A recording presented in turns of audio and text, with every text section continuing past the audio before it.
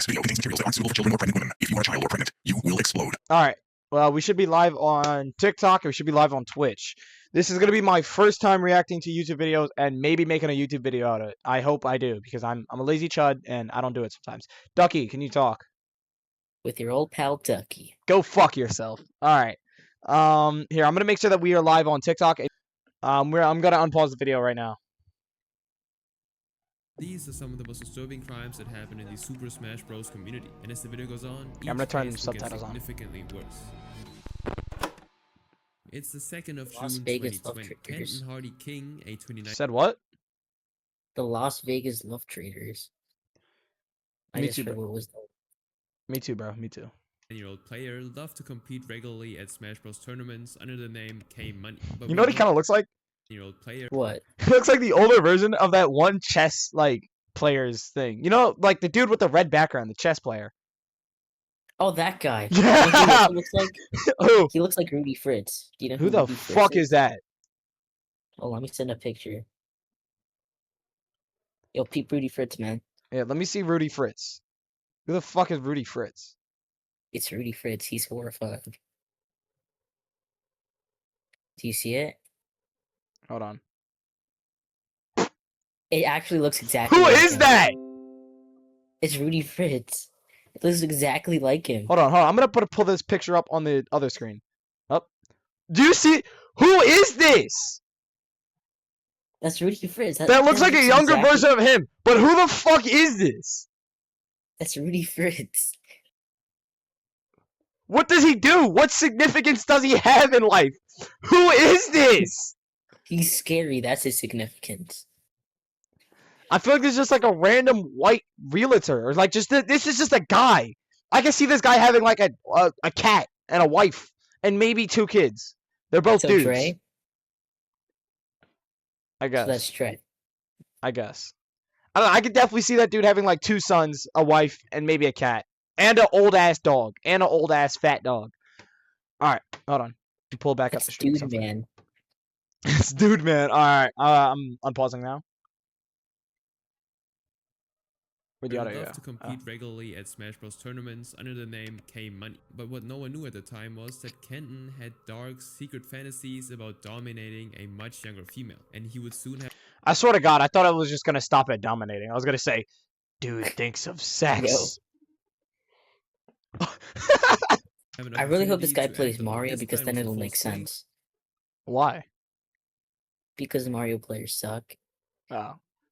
When he hopped onto a chatting platform called Omegle. On the same day, a 15-year-old girl who we'll call Hannah also logged into Omegle with the hope of meeting new people and passing time. Now, the person she eventually met on the other side of the screen was Kenton, and the two instantly clicked. Now, he quickly got her phone number, and the pair began to exchange text messages on a platform called TextNow, and things between them... See, that's the problem. That's the problem. Never trust somebody on a random ass web messaging site. Telegram, text now. Telegrams, especially. What the fuck? Like WhatsApp? No. When it's those old ass random messaging sites, something bad's going on. Do you think he even knew like her age? Yes, I think so. That's like I the gotta first wait thing you for him to ask. say it. Duh. Huh? I gotta wait for them to say it because they sometimes lie about it. Huh? They sometimes lie about it, so you never know. Pretty quickly. Their messages were flirtatious. Hannah even sent explicit images to Kenton, and what started as something small began to turn into more. And somewhere along the line, Kenton told Hannah something that would ring alarm bells in any adult's head. He said that he owns her, and he asked her to meet up with him. What? The young Hannah failed to recognize the warning signs and even agreed to meet him in person that same day. So Kenton That's actually crazy. picked her up and drove her. Okay, genuinely, how close are these motherfuckers living? Because what do you mean, like, same day? Yeah, I'll pick you up. Anyone I meet online lives, like, in France. Like, Ducky, where are you? New York.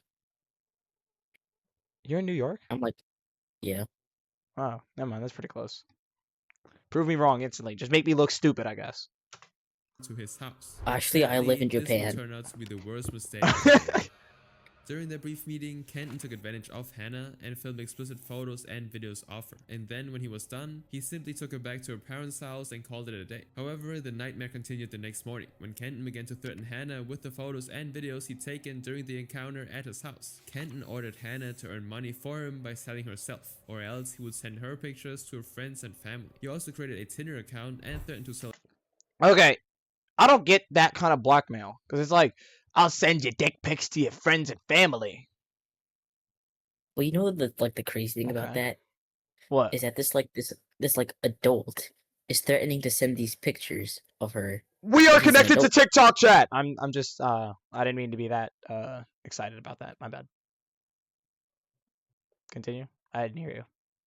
Like this adult has these pictures of her, and he's threatening to send them, but he has the pictures. Couldn't they just like arrest his ass for child porn? You should be like, Yeah. yo, this dude got cheese pizza. Get his ass. Like, I feel you can make an bro. anonymous tip on one hand. On the second hand, I'm gonna send dick pics to your friends and family. Okay. Yo, What if I just say they aren't mine? I feel Fred, like yeah. you would get away with that, right? Unless you have like, what's up, Jinjo? Unless you have like a giant fucking Luffy ass scar across your chest. I think you would just say that's not me and be like, yeah, niggas be weird. What? What do you want? What, Jinjo? I'm gonna unpause the video now. All right. I don't know, he was talking in chat. Photos on a platform if she didn't meet his demands. Now, Kenton Yes, I said know that it's as of you. June 9th, and Hannah was expected to send him $200 if she didn't want him to go through with his threats. Now on June 4th though, just 2 days after the encounter, Hannah eventually spoke out and her mother reported the case to the Henderson police station. Hannah even consented to a search of Did her I cell ban you? phone, and officers found the text messages between her and Kenton, as well as the photos and videos he'd sent the previous days. And so officers also obtained Kenton's phone number and location. Now the next day, officers visited Kenton's home, but only found his roommates there. But fortunately, Kenton arrived shortly after, allowing the officers to speak to him privately in his I thought they're gonna say Kent moved to Mexico. I don't know why. Immediately, my first reaction, he's in Mexico. What is it with you in garage. Mexico, man? I don't know. When you commit a really bad crime, you go to Mexico. I can speak What? from previous experience. I don't think I can. what You're if- gonna have to ask my mods to unban you, bro. You got mod, he'll make me mod. I can on Discord, not Discord, on Twitch. I don't know how to do it on TikTok. I don't know. You can ask like Minnie or Aiden to unban you. about Hannah's report. Now, during that conversation, one officer called the number that Hannah gave them, and Kenton's phone of course rang, confirming that he was the one who really sent those messages. Now following this discovery, the officers prepared a search warrant for Kenton's home and cell phone, and the warrant was served within 102 days after the garage visit. Now Kenton was arrested shortly after the warrant was served on multiple charges, including distribution of explicit content, luring and blackmail, amongst other counts of crimes committed against a younger person. Now during questioning, Kenton didn't even try to deny what he'd done. This nigga's definitely a min main. Just saying. I mean, he showed Mario gameplay at the beginning, so I don't know. Just according to official reports, he admitted that it was all part of a plan to satisfy a sadomasochistic fantasy where he could be a master and have a submissive female as a love slave. Now, Ken was indicted by a federal grand jury on December 15, 2020. Then, on December 31st, weeks after the indictment, the Vegas Ultimate Conduct Panel, which actually monitors and addresses harmful misconduct within the Vegas Smash Bros community, officially cut ties with Kenton. Their statement on X read, "We are announcing the immediate banning of Kenton King, known as K-Money, within the Smash Ultimate community. We want to prioritize the safety of the community and warn those who may currently or have previously maintained contact with K-Money, either at events or outside of them." Now, Kenton remained in custody for Question. Was he like an actual content creator or was he just like a game player? Like, I think he just played. I don't think he, like, if he made content, that would be so much worse because then, like, he has a direct path to the kids, you know? Yeah. Like, imagine being like a pedophilic content creator. I hope they talk about Nero. Huh? There's this guy, you'll see. Alright. There's this guy who did something bad. His It's name's Nero. What? It's probably gonna be here. In the most disturbing crimes in the Smash Bros community, he did something bad? Yes, he did something bad. Alright, unpausing now. 4 entire years while awaiting trial. Now in the actual hearings, he tried to put up a fight and tried to throw out evidence against him by filing 4 different motions in court. For the first one, Kenton claimed that the police had violated his rights by interrogating him in his garage without reading him his Miranda rights. The Miranda rights are what we often see in TV shows and movies wherein officers remind suspects that they have the right to remain silent, since their statements could be used against them in trial. This allows them to choose to have an attorney present during interrogations without being forced to make confessions. And since these rights weren't read to Kenton before his initial conversation with the officers, anything he said couldn't be used as evidence in court. What? They didn't? I feel like I don't know, I feel like you don't have to. I feel like you shouldn't have to say that. I mean, like, you've heard it so many fucking times. Imagine being interrogated by the police and saying, "Yeah, I murdered that dude. I murdered him with that knife right there with his blood on it." And then being in court and being like, accidentally, "You can use that against me?" Like, sorry, you said what? Like the dude says that, and the officers just happen to forget their Miranda rights, so then they're clean. Like, literally, like, saying all that shit, and like, "You can use that against me?" What? What? Like, Yes. That whole thing is crazy. As for the second one, Ken argued that the internet companies, Omegle and TextNow, had served as agents that illegally saved his data for the government. And since it was an official investigation, it was Omegle likely had that to he go. thought you were talking to kids! They stored my data illegally! Dude.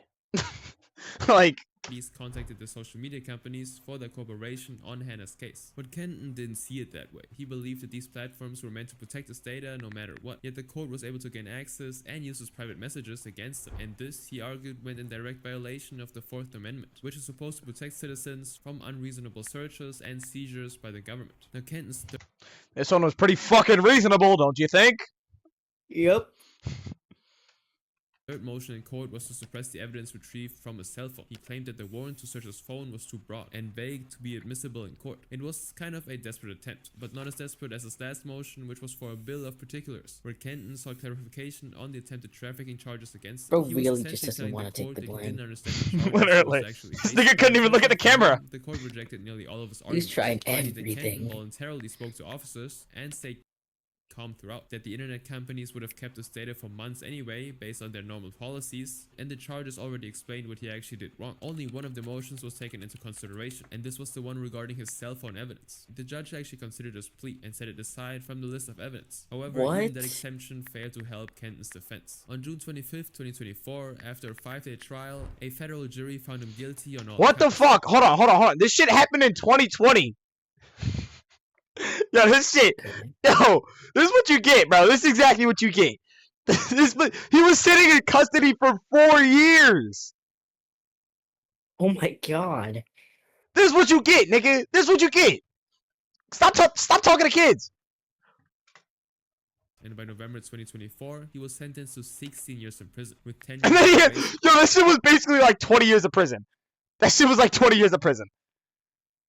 Now, the news even made headlines in Nevada. Las Vegas man has been sentenced to 16 years for exploitation of a 29-year-old Kenton Hardy King met a 12-year-old girl. Of course his from an name is online Kenton. chat site called Omegle in June of 2020. What does that have to do with anything? Kenton's days as a Smash Bros. His player name's were Kenton. officially over. Oh wait, hold on. King's time in Wait, prison will be who's he followed by play? Showed 10 it. Go back. No, it didn't. No, it didn't. Kenton's days as a At the very Smash Bros. end, player it were like cut off officially on over. Ridley. King's time in prison. Wait, will I be think he followed by select 10 Ridley. years of probation for the charges of coercion and Go see, enticement that's you, bro. I don't talk to possession kids. and Wait, no, possession I'm a kid. of abuse material. Now, I still don't talk to was women. incident, but Kenton wasn't the only predator involved in the He Smash talked to community, and the dudes. next case didn't I'm not even end gay. with adult intervention. I literally Yes, just you don't are. care. Legal I'm not battles. gay. Yes, you do. I don't like Yes, dick. you do. I don't like Yes, dick. you do. I don't like yes, dick. you do. I'm on to you. It's that one. I forgot his name. The black dude. That's okay. I don't mean to sound like assumptions or like make. He looks like a school shooter. I don't know how to explain it. He looks like the type of like the dude in the blue shirt right there. Oh. Tell me he I mean, doesn't. Yeah, he does. Yeah, I'm sorry. You can't walk around with your hands in your pockets like that and just look. Somebody check that guy. Yeah. I don't mean to make assumptions. Oh no. Assumptions. That looks like a brother and a sister. It does. They both look short. It was 2016. Troy Sin- Wells, better known as Oh, I've Poppy heard in the this Smash Bros senpai stuff. community, had already been making waves. What? I've heard this senpai stuff. Senpai stuff? What are you talking about? No, go back. That's the name of the case. Cinnpie. Senpai. Oh my god, I'm thinking of anime senpai. Oh my Yo. god. Oh Because my he's getting god. too caught up in his everyday life. I'm a tsundere. 2016, Troy Wells, better known as Poppy in the Smash Bros community, had already been making waves in Southern Poppy? Virginia's He plays Ice Climbers. I fucking told you. It's all Oh my Ken. God, That Ken. nigga's fucking Yeah, weird. that's Cap. That nigga's fucking Look at weird. let Cap now. Yeah. Cap now. Kept me touching kids. And he was climbing the regional rankings fast. And while other Oh, he kids plays his Sheik as age well. were figuring out high school, Poppy was focused on one thing. Wait, that's me. I know I'm who else good. played Sheik. Competing with the best players in his region. Now, given his status as a young This dude looks player, 5. he couldn't travel to tournaments alone. He Oh, does. okay. Poppy had to carpool with other players, relying on whoever had space in their car and was willing to take him along. Oh And then, no, he was the victim. Yeah. that's how Damn he it, met Cap. Cinnamon Senpai Dunson. She was 24, 10 years older than Poppy. Oh, and a that's what well-known that commentator who was. built a reputation for herself at multiple Let events. me She was stop, let me also stop, let me engaged stop. to another professional player. Now the two struck a Because friendship what during was those you about to carpool say? rides. At first, Nothing. it was I casual made a face conversation expression. about Nah. the game I and made a facial tournaments. expression. By spring of Mm. 2016, before the summer You break, can't tell me she I don't don't look know. bad. started initiating intimate conversations with Poppy through Snapchat and Facebook. I She'd can't. I hate actually to send agree him with you with something that. inappropriate, Yeah. then wait for a response, and then How convince him old was he? Hold on. How old was he he? did Facebook. look. She'd actually He looked send him like something 5. inappropriate, then wait Exactly. for a response, and then convince him to delete all the messages afterwards. I mean, Now, he the looks things older started there. escalating I mean, between the that's two. not The I don't first think that's physical him. encounter happened That was like after a a just tournament stock. in the same year. The group returned to their room for the night, and everyone started playing Smash and Mario Party. And as the night went on, the adults began drinking. Yeah, I got a story about Mario Uh-oh. Party. Swear to God. I brought What is Mario it? Party once to my friend's house, and it ended with all of us in the basement just fighting each other. Like we put mattresses on the What? ground. I swear to God, we put mattresses on the ground just so that we could throw each other on it, and we were just fighting. By the end of the day, I had like a bruised hip, and like it would hurt to move one leg because he Yo. drop kicked me. He literally Oh, he literally threw me and then he drop kicked me. Swear to God, shit was hilarious. how did we get here? It was Mario Party. Mario Party. Niggas get angry. Crazy. Anyways, unpausing. Oh, clearly. But Poppy, of course, stayed sober because he was still 4 years younger than the legal age. Now, at some point, the game. Oh! Oh, he's 14? Dude, that's me. Wait, hold on. Where is this? Because usually the legal age is like 16. Isn't the legal age in 16 like in New Jersey 16? It is? I think so. It's one of those numbers in somewhere in America. Oh, I think it should that's- be that's I think in it should be Japan. 21 though, cuz like that's when you could drink. Yeah. It should be 21. But anyways, Mikey doesn't care about that, though. if What? You know what I'm talking about? Mikey didn't drink alcohol. What are you talking about? Oh, no, not that. Oh! Took me a second. What was I gonna say? I was gonna say something. You fucking what's the name me?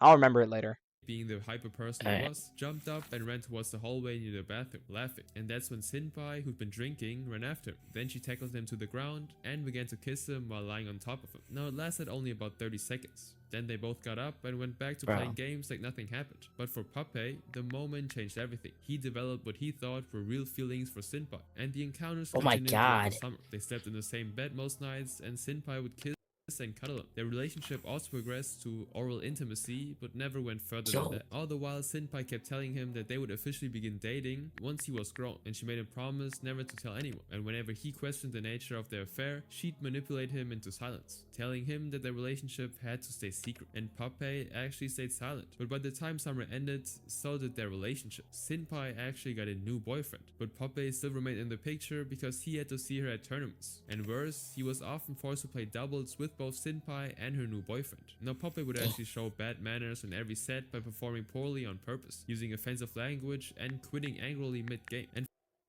for 4 years, the nature of the relationship were just rumors in the community. There were stories about Senpai and Poppy circulating as early as 2016, but both denied them at the time. The truth actually stayed buried until 4 years later, on July 1st, 2020. That's when Poppy, now 18, published a statement on Twitter, confirming everything. He detailed all the manipulation, the intimate encounters, and how it took a toll on him emotionally. Yo, good for him. That takes a lot of like bravery to like do that. And psychologically, and the response was immediate. Within 24 hours, the 2G Gaming Panel, one of the premier tournament organizers in Southern California, banned Senpai from all future events. And on top of that, a video compilation service Was that the dude? Yeah, I saw. That was the dude. That was the dude. Southern California banned Senpai from all. Nero's like Super Satan, bro. He shows up randomly. And on top of that, a video compilation surfaced showcasing Senpai's behavior towards Poppy during tournaments. It showed the way she held his hands, for example. And the footage had always been public, but Poppy's statement now recontextualized basically everything. And it turned out Poppy wasn't Senpai. I don't explain it, but Pompey like constantly looks like he's having an aneurysm. Like in this frame? No, like I've been like this picture of him, like all the pictures of it, like look at him. He looks like so fucking. Am I using aneurysm correctly? He looks so tired. Yeah, literally. He, like holy smokes, dude. like literally. It's basically everything. And it turned out Poppy wasn't Senpai's only victim. Others actually also came forward. Zephyr, another Smash player in the community, brought up I think I've heard of Zephyr. his own allegations about Senpai. He claimed that Senpai touched him inappropriately without his consent. Is he a Pac-Man player? Advantage of his kindness no, the Sephiroth, stupid. Oh. He claimed that Senpai touched him inappropriately without his consent and took advantage of his kindness. Ain't no Pac-Man player doing weird shit. They too busy trying to figure out how the fuck Galaxian works. Glyph Money. Now, according to him, that's all you, bro. Fuck you. In 2015, Glyph Money was already experiencing her manipulation. In his longer statement, he described how Senpai openly bragged about performing stuff on 2 members of their local scene, and she later cheated on him with a Smash player named Archie and someone named Black Yoshi. Yo, these niggas are just smashing. Like, focus on the game. No. Like, anything but playing Smash. Someone named Black Yoshi. Yo, I'm so fucking stupid. I'm over here like. At birth, they were named Black Yoshi. Oh my god. Really? Oh my god. Oh my god. Name's Black Yoshi. Now, after Poppy's statement went public, Senpai disappeared from social media completely. But then, 10 months later, on May 1st, 2021, she decided to finally break her silence. She actually released a statement of her own, accompanied by legal documents from a law firm. No, nigga. No, nigga. No. I wonder what that was even after allegations like that. You just disappeared. You never show you have lost your privileges to the internet. You lost it all. No. There's like a deadline. And a year just passes like, that. You're IP banned off of everything that connects the internet. You gotta run off Angry Birds, nigga. No. Basically a cease and desist order, and Senpai denied that she'd ever forced anyone into anything. She also added, "I've never consented to or asked anyone to wait until I'm blackout drunk, vomiting and unconscious to put their body parts anywhere inside of or on me in any way." She also attributed her behavior to her own trauma. According to Senpai, a 40-year-old... Stop blaming your trauma on like touching kids. This is like, I've seen this video but I've seen this like 1,000 times. I had trauma. My dad beat me. That doesn't mean you have to go out and touch kids. Man had allegedly lured and forced himself on her while she was intoxicated. And under this premise, she stated that she didn't deserve what was happening to her and asked people to stop telling her to leave this earth because she'd been receiving death threats as well. She also said that she decided to not listen to their hateful words so she could help people like her who... Yeah, there's like there's like pages of evidence saying you touch kids. I don't know if everyone smells like shit. Maybe you shat yourself. I don't know. I don't know. Like, sorry, I thought you had something to say, Ducky. My bad. Fuck you. Nah. experienced trauma, though she didn't actually explain how. Now, in everything she wrote, one thing was missing: an apology or even acknowledgement of what she'd done to Puppy. But a new development sprung up about 10 months later. On March 11th, 2022, Sinpai returned with a second statement, and this time she went on the offense. She exposed the 40-year-old man she'd mentioned in her initial statement as Zephyr, one of her accusers. Sinpai claimed that Zephyr's real name is John Breeden and alleged. Hold on. Zephyr. What the fuck? What is happening? Okay, I thought she was like. It said that she was like 24. If Zephyr's 40, how the fuck? This bitch a time traveler? Time traveling pedo? What? Yo. That he was a predator himself. According to her, John lured me, Puppy, and 5 other men from our region to his house to have sleepovers so he could get me drunk. She also said, multiple people, including Puppy, witnessed John pick me up and carry my body into his bedroom. I was barely conscious when it started and quickly passed out. And in this statement, he wasn't the only villain in her story. Sinpai also alleged that Puppy had Okay. Whoa. We don't have to. We're gonna blame the 14-year-old. We're gonna blame the 14-year-old.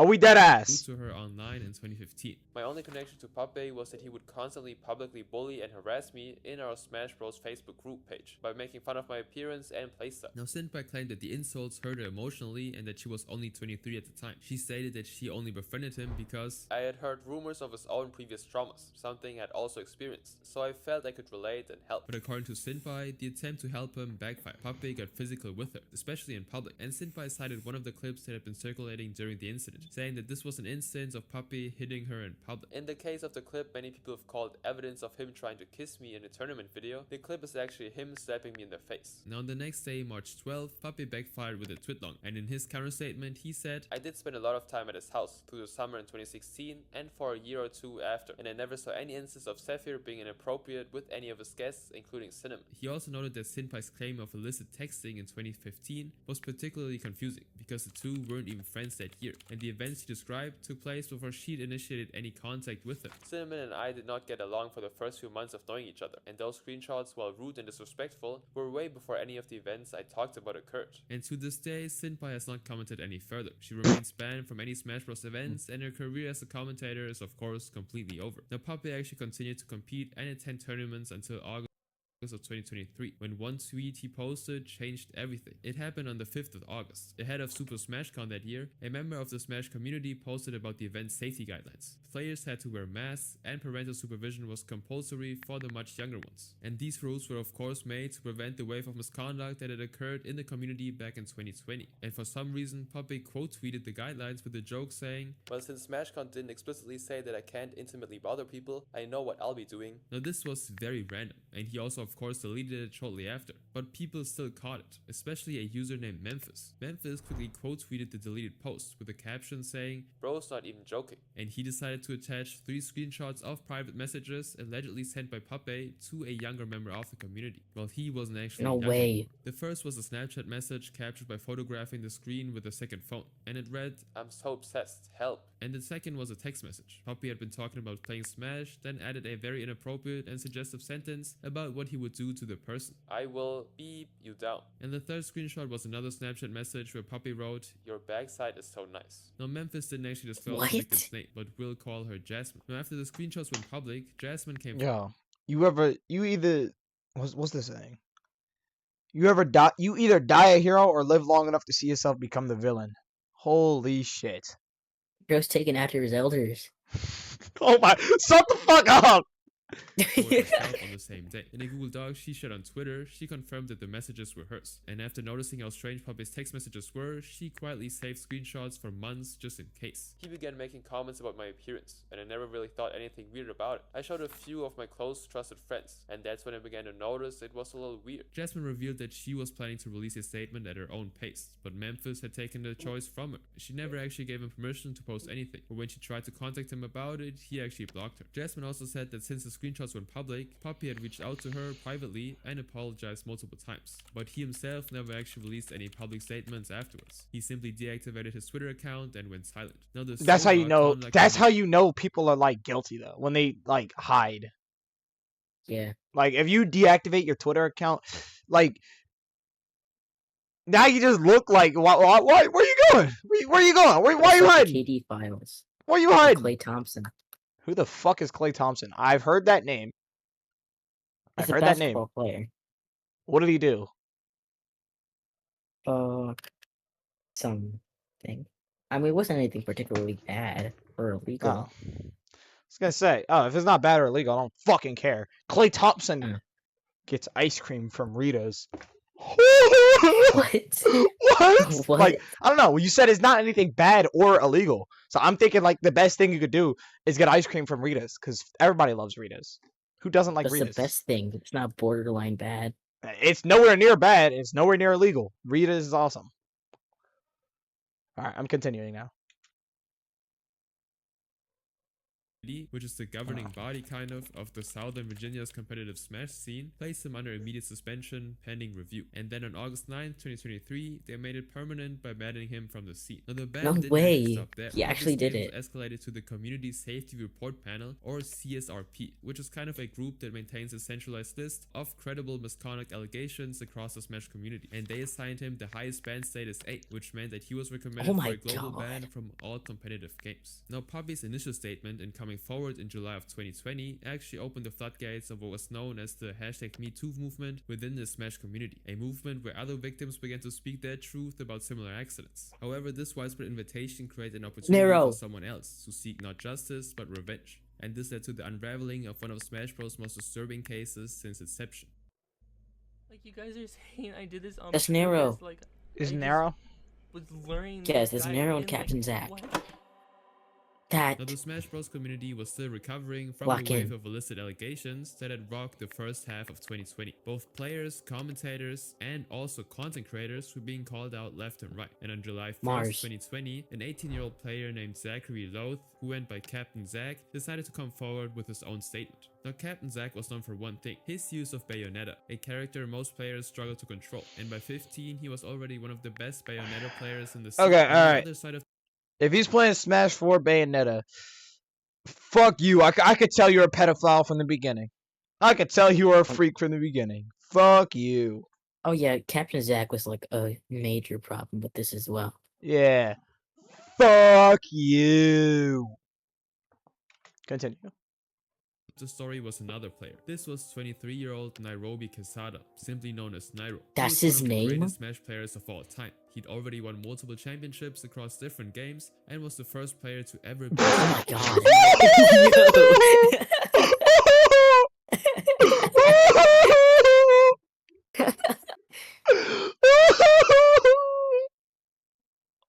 Oh my god. Yo. It's not even that he's a bad. It's not even looking. It's not even that like he's like a super ugly guy or like a super bad looking dude. I can see you having this motherfucker as your profile picture. I swear to God, you be having random ass motherfuckers as your profile picture. This person, I can see you tomorrow cosplaying as. Yo, wait. Keep it on the screen. Let me screenshot this. Oh my god.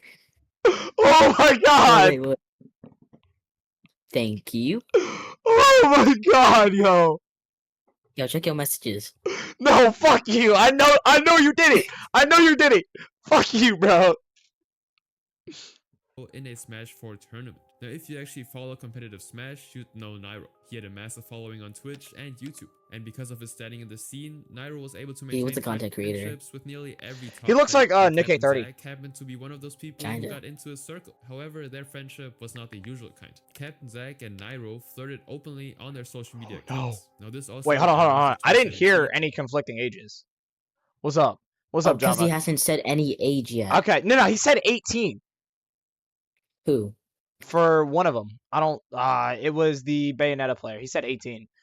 I'm not hearing any conflicted, what's the names? Oh my god, they were gay! No, I'm fucking with you. Then it turns out the other dude's like 10 years old. Weeks before CEO Dreamland, a tournament series organized by the gaming company CEO, which is short for Community Effort Orlando. Now during this time, Nairo was 20, and Captain Zack was around 5 years younger. Now, before we Okay, end, now both I'm of them seeing exchanged a conflicting series of ages. flirtatious tweets, including one where Captain Zack referred to Nairo as his husband, and Nairo didn't even shut it down. There were even photos of Captain Zack lying on top of him on the floor. Now Nairo actually liked Captain Zack's flirty tweets and started conversations out of nowhere. But when another top player, Tweak, responded to Captain Zack's tweet, Tweak, Nairo that's got my a little goat. bit jealous. Now their relationship I know. I've heard of Tweak. Hold up, Tweak might be the Oh, goat. Tweak's good. Yeah, Yo, Tweak's stop good. being a freak! Like, was on good terms until July 2020 came, where Captain Zack posted a detailed statement on Twitter accusing Nairo of initiating an intimate encounter with him back in 2017 when he was still 3 years below the legal age. Now, according to his account, it happened at CEO Dreamland. He was supposed to stay with Tweak that night, but Tweak actually got sick, so Captain Zack That's the chose to goat. crash with Nairo instead. And that night, Captain Zack claimed that he performed stuff on Nairo. Then the next day, after Wait, that could have returning happened to draft, Tweak. they then did stuff again at an after party. Now, Zack also provided Discord screenshots from right after CEO Dreamland, where he told other players what had happened with Nairo, and the timestamps matched the event dates. But the evidence didn't stop there. Captain Zack also claimed that Nairo had been paying him to stay quiet. Now other people are like, it's your fault for accepting the money. Like, what was I supposed to do? what the fuck was that? And he also dropped payment Hold on. Why did why is it so zoomed in on his hair? I don't know. Like, why? Dude, that's This, a Harry Potter receipts. symbol. it's just a He's funny trying to ass. cover it up. Like, Dude, it's just like a your fault for funny accepting ass the money. animation. Like, Like, what was I supposed to do? I don't know why. That was like, did he edit that or was that the actual dude? No, he had to edit that. There's no way. No way that was in the actual video. Imagine being there, watching the video over. Hold on, I know what I need to edit. And then it's just him putting his hand over his head, like, I was offered it. And he also dropped payment receipts and screenshots of a $2,000 payment from a PayPal account under the name Kelvin Quesada, which Captain Zack claimed belonged to Nairo. Now, phone call logs from July and August 2019 also confirmed that Captain Zack had been in contact with Nairo during that period. And more PayPal screenshots reveal a payment of $350 on February 24th, 2020 from a different account under the alias Jeremy Toga. Now, Captain Zack actually proved that this account belonged to Nairo with a screenshot revealing his request for the money and Nairo's payment confirmation on the same day. According to Zack, Nairo had promised him ongoing financial support as long as he kept quiet about what happened. And Captain Zack then made this statement: "I'm not posting this with the intention of canceling Nairo. I simply wish to tell you the truth about what happened." Now, the community's response was swift and merciless. Within hours, Nairo's esports sponsor, NRG, completely dropped him, and Twitch banned his channel, cutting off his primary source of income. Nintendo also scrubbed every video featuring him from their YouTube channel, while tournament organizers This started a practiced crazy his career movement, that though. he built over years of grinding. this to nigga achieve. got, like, straight up fucked. Yo. Yo, imagine getting just slammed with everything. Oh my god. Yo, even, you know it's bad. You know it's bad when Nintendo decides to say fuck you. Nintendo don't care about shit. Nintendo don't even like care about this their is, own like- games. What? I feel like this is the least, like, the best that you could get if you did something like this, like the best punishment. For real. Like, Because you can't Nintendo, go to jail. like, yeah, you're right. You're right. I was gonna say, I don't think this is, like, best case scenario for him. Yeah. But it's definitely not worth. It's like in the middle, because I feel like for him, best case scenario is that the other dude dies. What? What are you talking about? I'm just saying, like, nigga, dead people don't tell secrets. Best case scenario is the other dude dies, right? Yo, you're on something, bro. I don't know what you on about, man. What do you mean? What do you mean? What do you mean? If you committed a crime against somebody, right, and the other dude dies, you think they're gonna tell a secret? Oh, is that what you're talking about? Yeah. They just don't tell See, look, anybody? look. Java sees it. Java sees it. If the other dude dies, then, like, they're not gonna tell a secret. I guess. Tournaments and building a massive following pretty much vanished overnight. Now, Nairo actually posted a brief apology on Twitter on the 2nd of July 2020, and it read, "I'm not making brief. excuses. To Zack, I apologize for making you feel like you had to carry a burden all these years. I'm taking some time for self-reflection, and I'm Yeah, you're a fucking pedophile. Shut the fuck up. committed to getting Look help." at his And right after smile. sharing that post, he made all of his accounts private and pretty much disappeared from the internet entirely. But that same day, Tweak actually spoke up. Tweak. or Gavin Dempsey, was Captain Zack's childhood friend. He Yeah, I don't know how to explain it, but Tweak looks like a dude. Like, Tweak looks like a genuine, like, good person to hang out with. Because he probably Tweak is. He's Tweak chill. looks like he takes care of himself.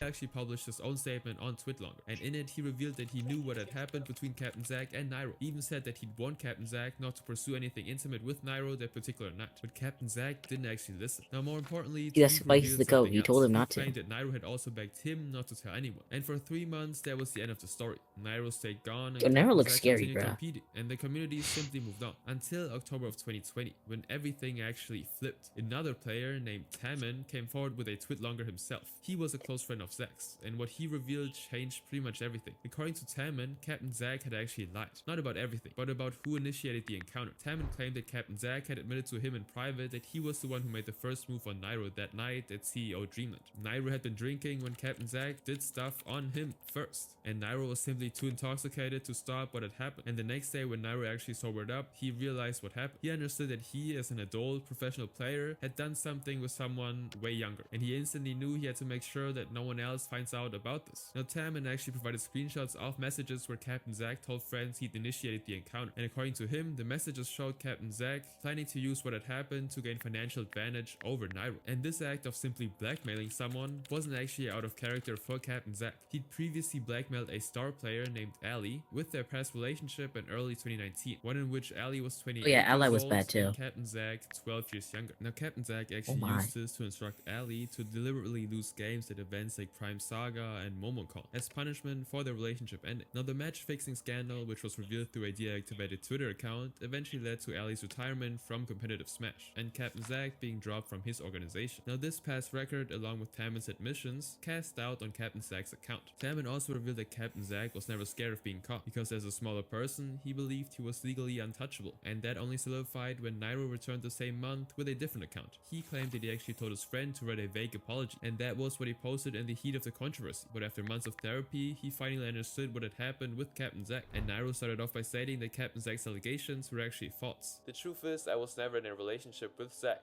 nor was I ever interested in him. Now Captain Zack was also allegedly touchy with his friends, but Nairo had no interest in his advances because he was straight. It's embarrassing to admit, but I'm very oblivious and dense to these types of things. Plus I'm straight, and everyone knows this, including Zack. That's why I never even imagined he would do something to me. Now Nairo's new perspective explained that in their first encounter, Captain Zack did stuff on him while he was asleep, and afterwards he claimed that Captain Zack blackmailed him into the second encounter the next day. On Sunday, Zack attempted to do stuff without warning, and I rejected it, this saying that this was illegal, and that I felt disgusted about yesterday. He blackmailed me into a second encounter, which he gave up midway out of annoyance at how unwilling I was. Now Nairo claimed that Captain Zack had threatened to tweet about the encounter if he didn't comply, and that was how their second encounter eventually happened. However, rumors of what had happened between them began to circulate in May of 2019, and Nairo firmly believed that Captain Zack had actually been the source himself, because Nairo says he never told anyone. Now Nairo expressed that the case grew considerably worse by August of 2019, when Captain Zack's sponsor dropped him due to the blackmailing situation with Ali. Shortly after Captain Zack lost the sponsorship, he contacted Nairo asking him for money. Now Nairo was hesitant at first, but eventually complied after seeing proof of Captain Zack's blackmail against Ali, and recalling how Captain Zack had blackmailed him 2 years earlier, and this explained the payments Captain Zack had posted as evidence. Nairo made the 3 payments totaling $2,625 between August of 2019 and February 2020, all at Captain Zack's request, and he denied ever telling Captain Zack to actually stay quiet about their encounter. Now in response to Nairo's statement, several tournaments and organizations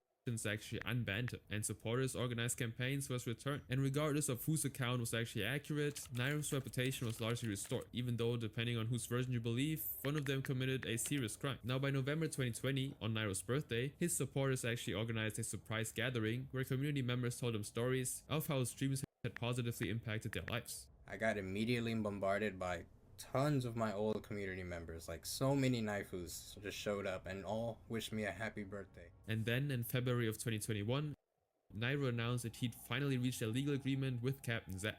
As many of you know, I've been handling Is stream things legally lagging? in the last half year, and I want to announce now that we've reached a legal agreement. So I just want you to know that as of now, everything is fully resolved, and I am now able to move forward with my life.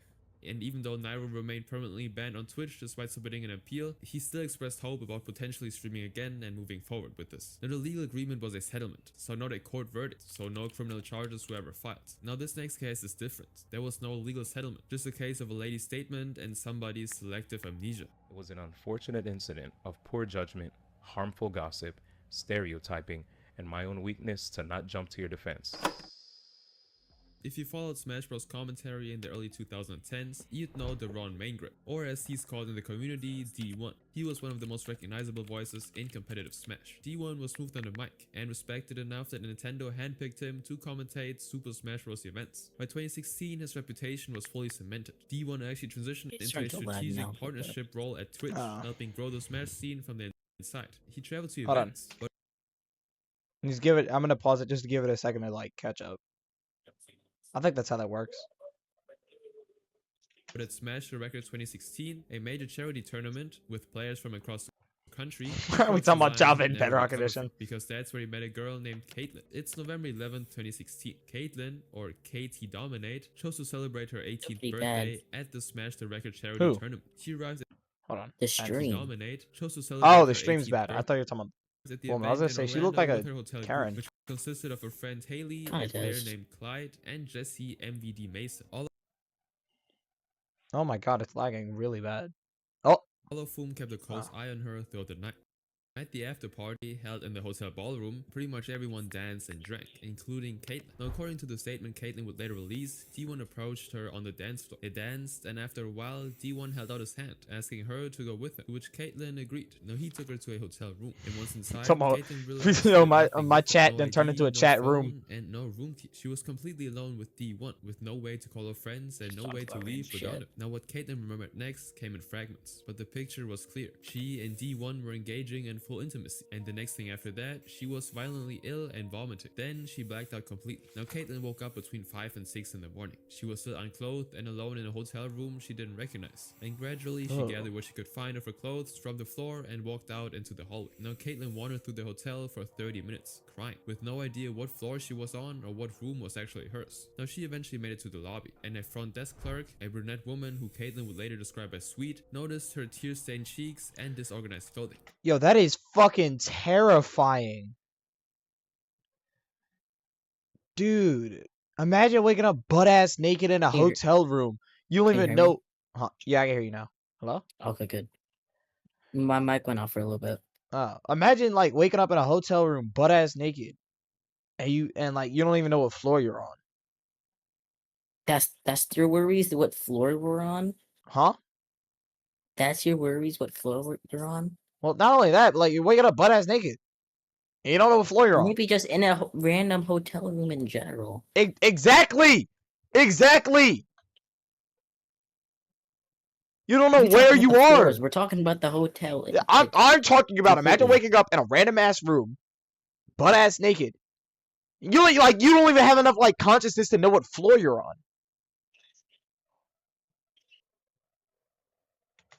And Caitlin begged her to find her room number without actually handing her an ID, and to actually also hand her a key, and the clerk did it without hesitation. Now Caitlin made it back to the room, showered, and tried to move on. However, the incident was far from over. The next day at the tournament venue, something had shifted in the atmosphere. People wouldn't actually look at her, but they were definitely talking behind her back. D1 had actually told people that they had an intimate encounter, and according to Caitlin, he described her as disgusting, as someone who'd vomited all over her. And so following this incident, Caitlin separated herself from the community as best as she could. She still attended certain Smash events with friends, all in an effort to actually move on. Now during this time, D1 never actually reached out to her to apologize, so it was difficult for Caitlin to completely let go of the past. But 7 months later, a ray of sunshine eventually touched her life. Caitlin started dating Smash player MVD, and eventually he learned about what happened between her and D1. Hold on, he kind of looks like Caitlin Maui. started dating Smash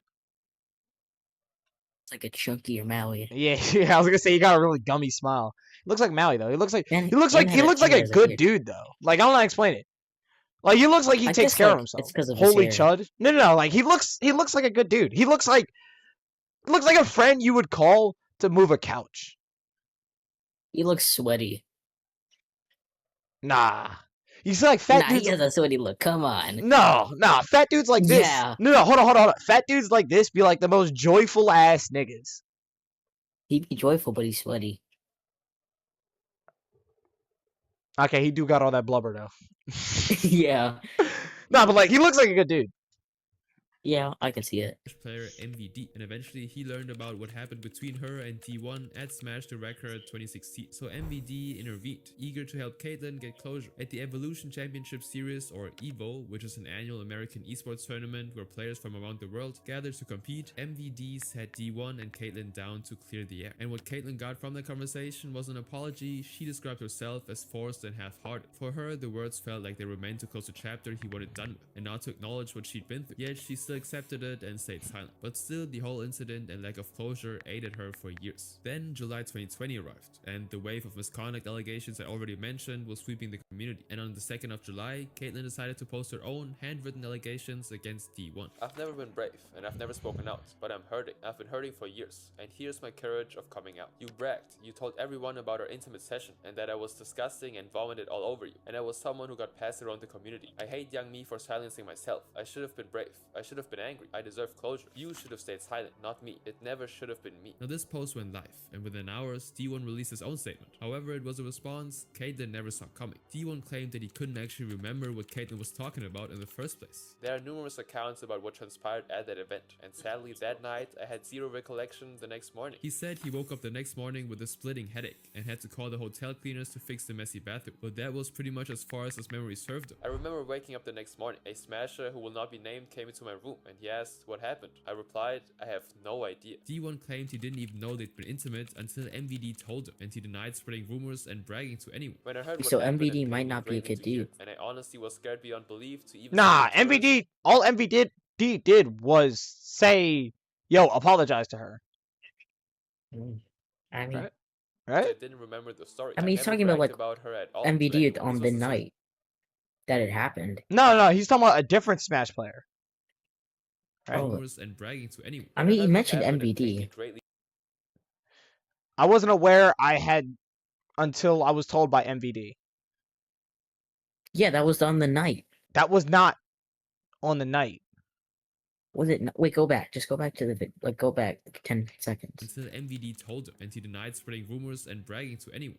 He claimed he didn't even know they'd been in my room, and he asked what happened. I replied, I have no idea. D1 claimed he didn't even know they'd been intimate until MVD told him, and he denied spreading rumors. He didn't know until MVD told him when he said, "Yo, apologize."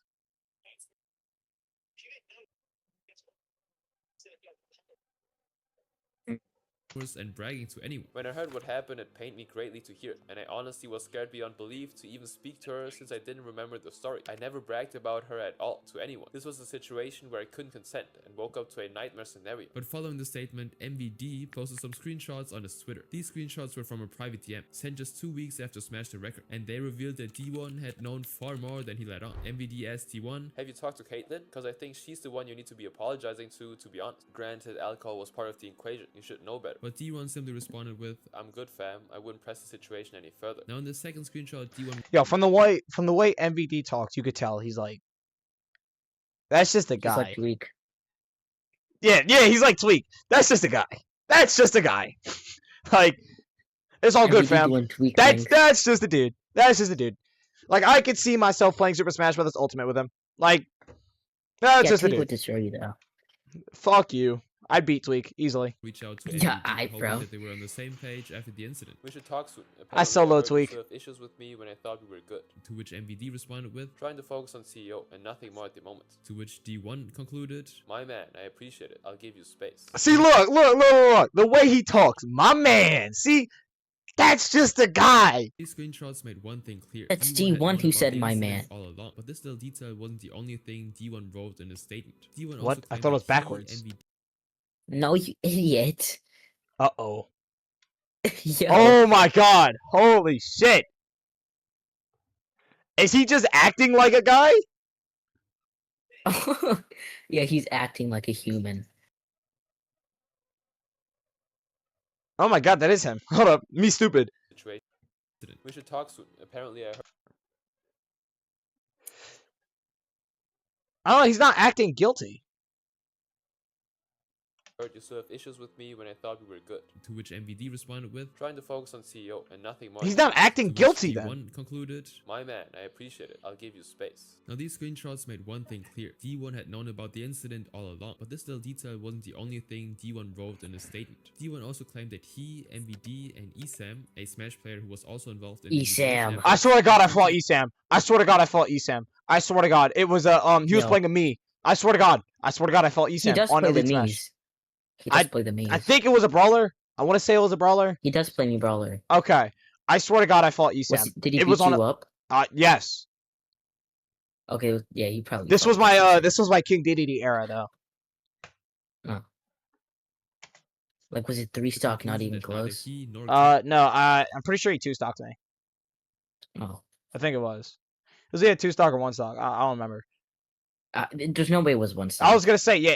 I think because like that's a pro ass player, so I don't think it would be a 1-stock. But like, I don't know. It's also DDD. Yeah, that's a pro player, I was- and you're in your DDD era. I was gonna say, but like that, it is DDD.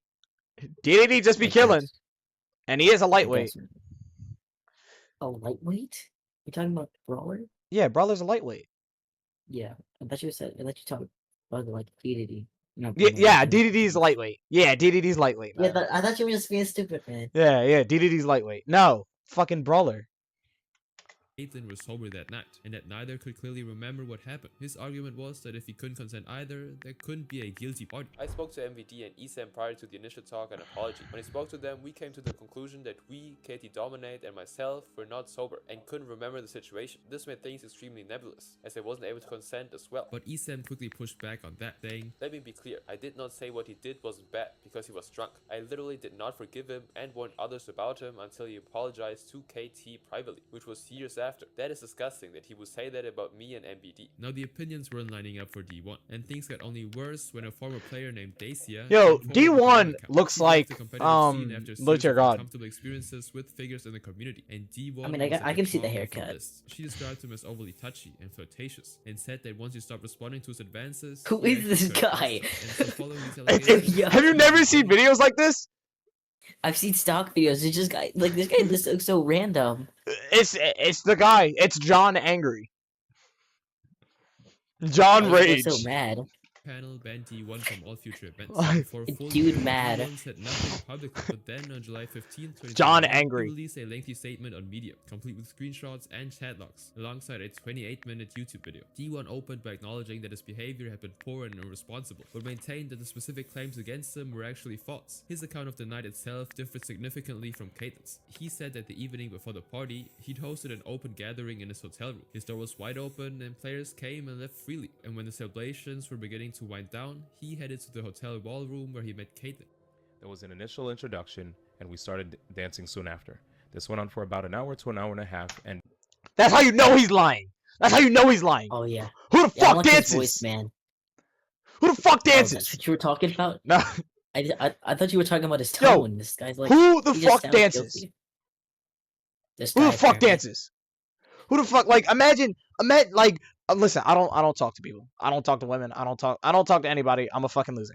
But how often do you just talk to someone and be like, "Oh yeah, what's your name? What's your name? Yeah. You want to dance?" Yeah, that's some Who the high school fuck music. does that? Who the fuck does that? People do that? I guess. It also might be because I'm a loser. I don't know. Am I I just a think loser? it must be because you're a loser. Do people just go out dancing? I mean, yeah, that happens. Where? Cinderella time? Like during this period, we were getting relatively intimate, and things began to escalate. So while inebriated and against our better judgment, we decided to make our way back to my hotel room. Now D1 claimed that a security guard on Put duty you had on actually employee. witnessed Caitlyn being asked by a friend whether she was sure about leaving, to which she replied that she was 18 and could make her own decisions. After that, we left, and we were seen moving out of the ballroom and down the hallway. In his account by a non-privy third party, we're getting very physical with each other, and it was clear where the night was headed. Now he also claimed that while he was mentally checked out, waiting for the housekeeping crew the next day, his door actually remained wide open as hotel staff and community members moved to the hall, and so he theorized that the rumors about them being intimate could have started from any of these events: the open door during the gathering, anyone who saw them leave the ballroom together, or the cleaning crew who came through on Sunday morning. Now, on the apology Caitlyn had deemed inadequate, D1 made one stunning admission. He said that he'd apologized under the assumption that she simply wanted acknowledgement of their encounter, but what he eventually perceived was that she actually wanted him to acknowledge that he'd failed to defend her against the rumors. He said that he realized this perspective much later. Now, D1 addressed Dacia directly as well, by revealing that they were actually good friends, and to prove that, he shared screenshots of her wearing a shirt that she'd taken from his room. He also posted chat logs claiming that she'd initiated advances on him, not the other way around. Now, D1 did acknowledge that there was one uncomfortable night at Paragon LA 2015, but his account positioned Dacia as the one who had come to his room uninvited and pushed for a relationship that he wasn't actually willing to commit to. Now, he further claimed that he tried to get her to leave, but she didn't actually take the hit. He then reached out to her immediately afterwards to clear the air. Now, the day after the Medium statement went live, a woman named Seshi came forward with her own account, and she described being in a rideshare with D1 while he was drunk, during which he repeatedly tried to kiss her despite her telling him that she had a partner. They eventually argued, and D1 apologized, and she accepted it, and she made it clear that she wasn't coming forward because of the original 2020 wave, but because D1 actually appeared to be preparing a comeback. Now, as of this moment, D1 has not publicly addressed Seshi's account, and no criminal charges were filed. D1 himself never returned to the commentary booth, though he still has a bit of social media presence on Twitch, YouTube, and X. Now, D1 hid behind a blank memory and never faced real consequences for it. The next person, however, remembered everything. In fact, he actually published it himself, and the way it came out had never been seen before. Oh, it's okay. It's okay. Do it, Israel. It's okay. It's okay. You're ugly. It looks so weird. Damn! Hey, ugly. You're ugly. What? You're ugly. What? Richard King Jr. Oh my god, I did not think that was where that was going. I was gonna say she looks young. It's okay. She did. You ugly. Yo. Aro had built one of the most well-rounded careers in competitive Smash. He was ranked among the best Falco players in the world during the Brawl and Smash 4 eras, and he often commentated alongside D1 at tournaments. But everything changed thanks to one incident in June of 2018. During this time, 30-year-old Keitaro and partners a in young girl crime named Sandy, who went by the nickname Shiva in the community, had agreed to team up at an upcoming event called 2GG Hyrule Saga. It was a national Super Smash Bros. Tournament held in Long Beach, California on July 23rd and 24th. 2018. Now, to prepare, Keitaro invited her to practice at Sky House, which is a house in California owned by Smash player Sky Williams. Now, most Smash players rent rooms in the building during this time, and Keitaro had been staying there the week before the tournament. Now, when he reached out, he told Shiva that there were people playing Smash at Sky House. Now, Shiva was reluctant because of the apparent company, and as a result, Keitaro suggested that they could always practice another day or at the event itself. But 5 hours later, she texted him for the address. But Keitaro gave her a heads up, explaining that there was a party going on, so they might not be able to practice their game properly. But Shiva responded that she'd come anyway, and she arrived between 8 and 9 PM. Now, bear in mind that Keitaro was 30 years old, and the person he was inviting over was still a junior in the field. Now, when Shiva arrived, Keitaro introduced her to his friends and gave her a tour of the house. Now, in the living room, a group was playing a drinking game where you take a shot if you lost the match at Smash, and intrigued, Shiva requested to give it a try. Now, Keitaro actually hesitated. He asked if she'd ever been drunk before, noting her age. Now, in the United States, the minimum legal drinking age is 21, and Shiva wasn't quite that. Now, Keitaro knew that, but when Shiva told him that she drinks, he agreed to play against her. Now, he won 4 games in a row, and as the streak went on, Shiva started getting more comfortable. According to Keitaro's account, she would actually slap him on the back each time she lost, and she even draped her legs across his thighs while they played. Still, they kept on playing as if nothing was happening. Now, after the 4 rounds of games, Shiva told Keitaro that she had to take 4 shots for losing as per their game rules. But Keitaro told her that she didn't actually have to take them, but she insisted and picked up all 4 shots and downed them. Now, they continued their match. Keitaro so far sounded like a good dude though. Like, you don't have to drink. You don't have to play this game. I feel like he could have further stopped her. Yeah, but he could have done more. I don't know. He's fine. Listen, you don't have to play this game. Listen, you're not old enough. Stop. But after a while, Shiva said that she wanted to go to the pool, and Keitaro agreed and gave her a shirt since she didn't have a bathing suit. And from there, things started heading somewhere else. Both of them got into the pool with the other housemates around, and everything was calm for a while, until Shiva started trying to hold Keitaro. Now, he told himself it was fine, that nothing intimate would happen, and stayed in the pool. But that's exactly what would happen soon enough. Shiva began to rub her face against Keitaro's, who in turn tried to avoid her advances for a couple of minutes before giving in, and the two then started to make out, and then things escalated further. For the record, Keitaro was sober the entire night. Now 2 years would pass, and Shiva actually told no one publicly. She decided to keep it to herself until July 2nd, 2020, when a Twitter user named Error102R posted about the incident without her. So far, it sounds like it's her fault, low-key. Like, he told her to stop.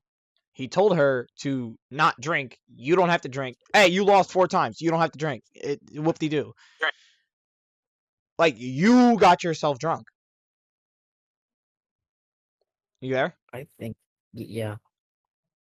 Like, I think, like, yeah, it was her fault because she, like, kind of, like, didn't stop, and then she came onto him, but Keitaro did, like, give in. yeah, but, like, I don't know. There's a breaking point. And it's kind of both of their faults. Because, like, he did give in. But, And like, he did, also... not, like, completely try to take away that alcohol. Yeah, you are. Yeah, you're right on more- that. You're right on that. He should have just not let her. Like, period. Yeah. Hold on. Can I move this? Hold Move on. what? I'm trying to move something right now. Unless it won't let me. I'm trying to move my audio mixer.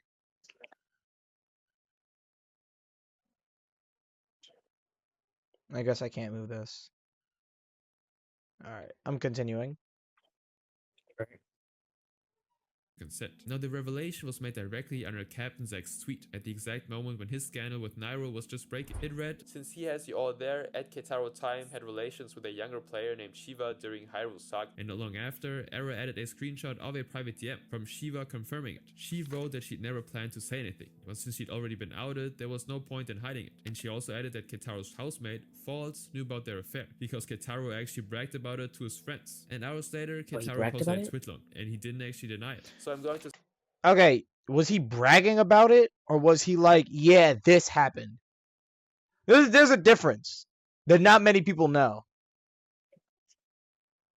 Yeah, I mean, I guess it could be like a kind of tone in your voice for like. Yeah, like kind of if I hides it. told you, yo, I just beat Kep's ass, that's bragging.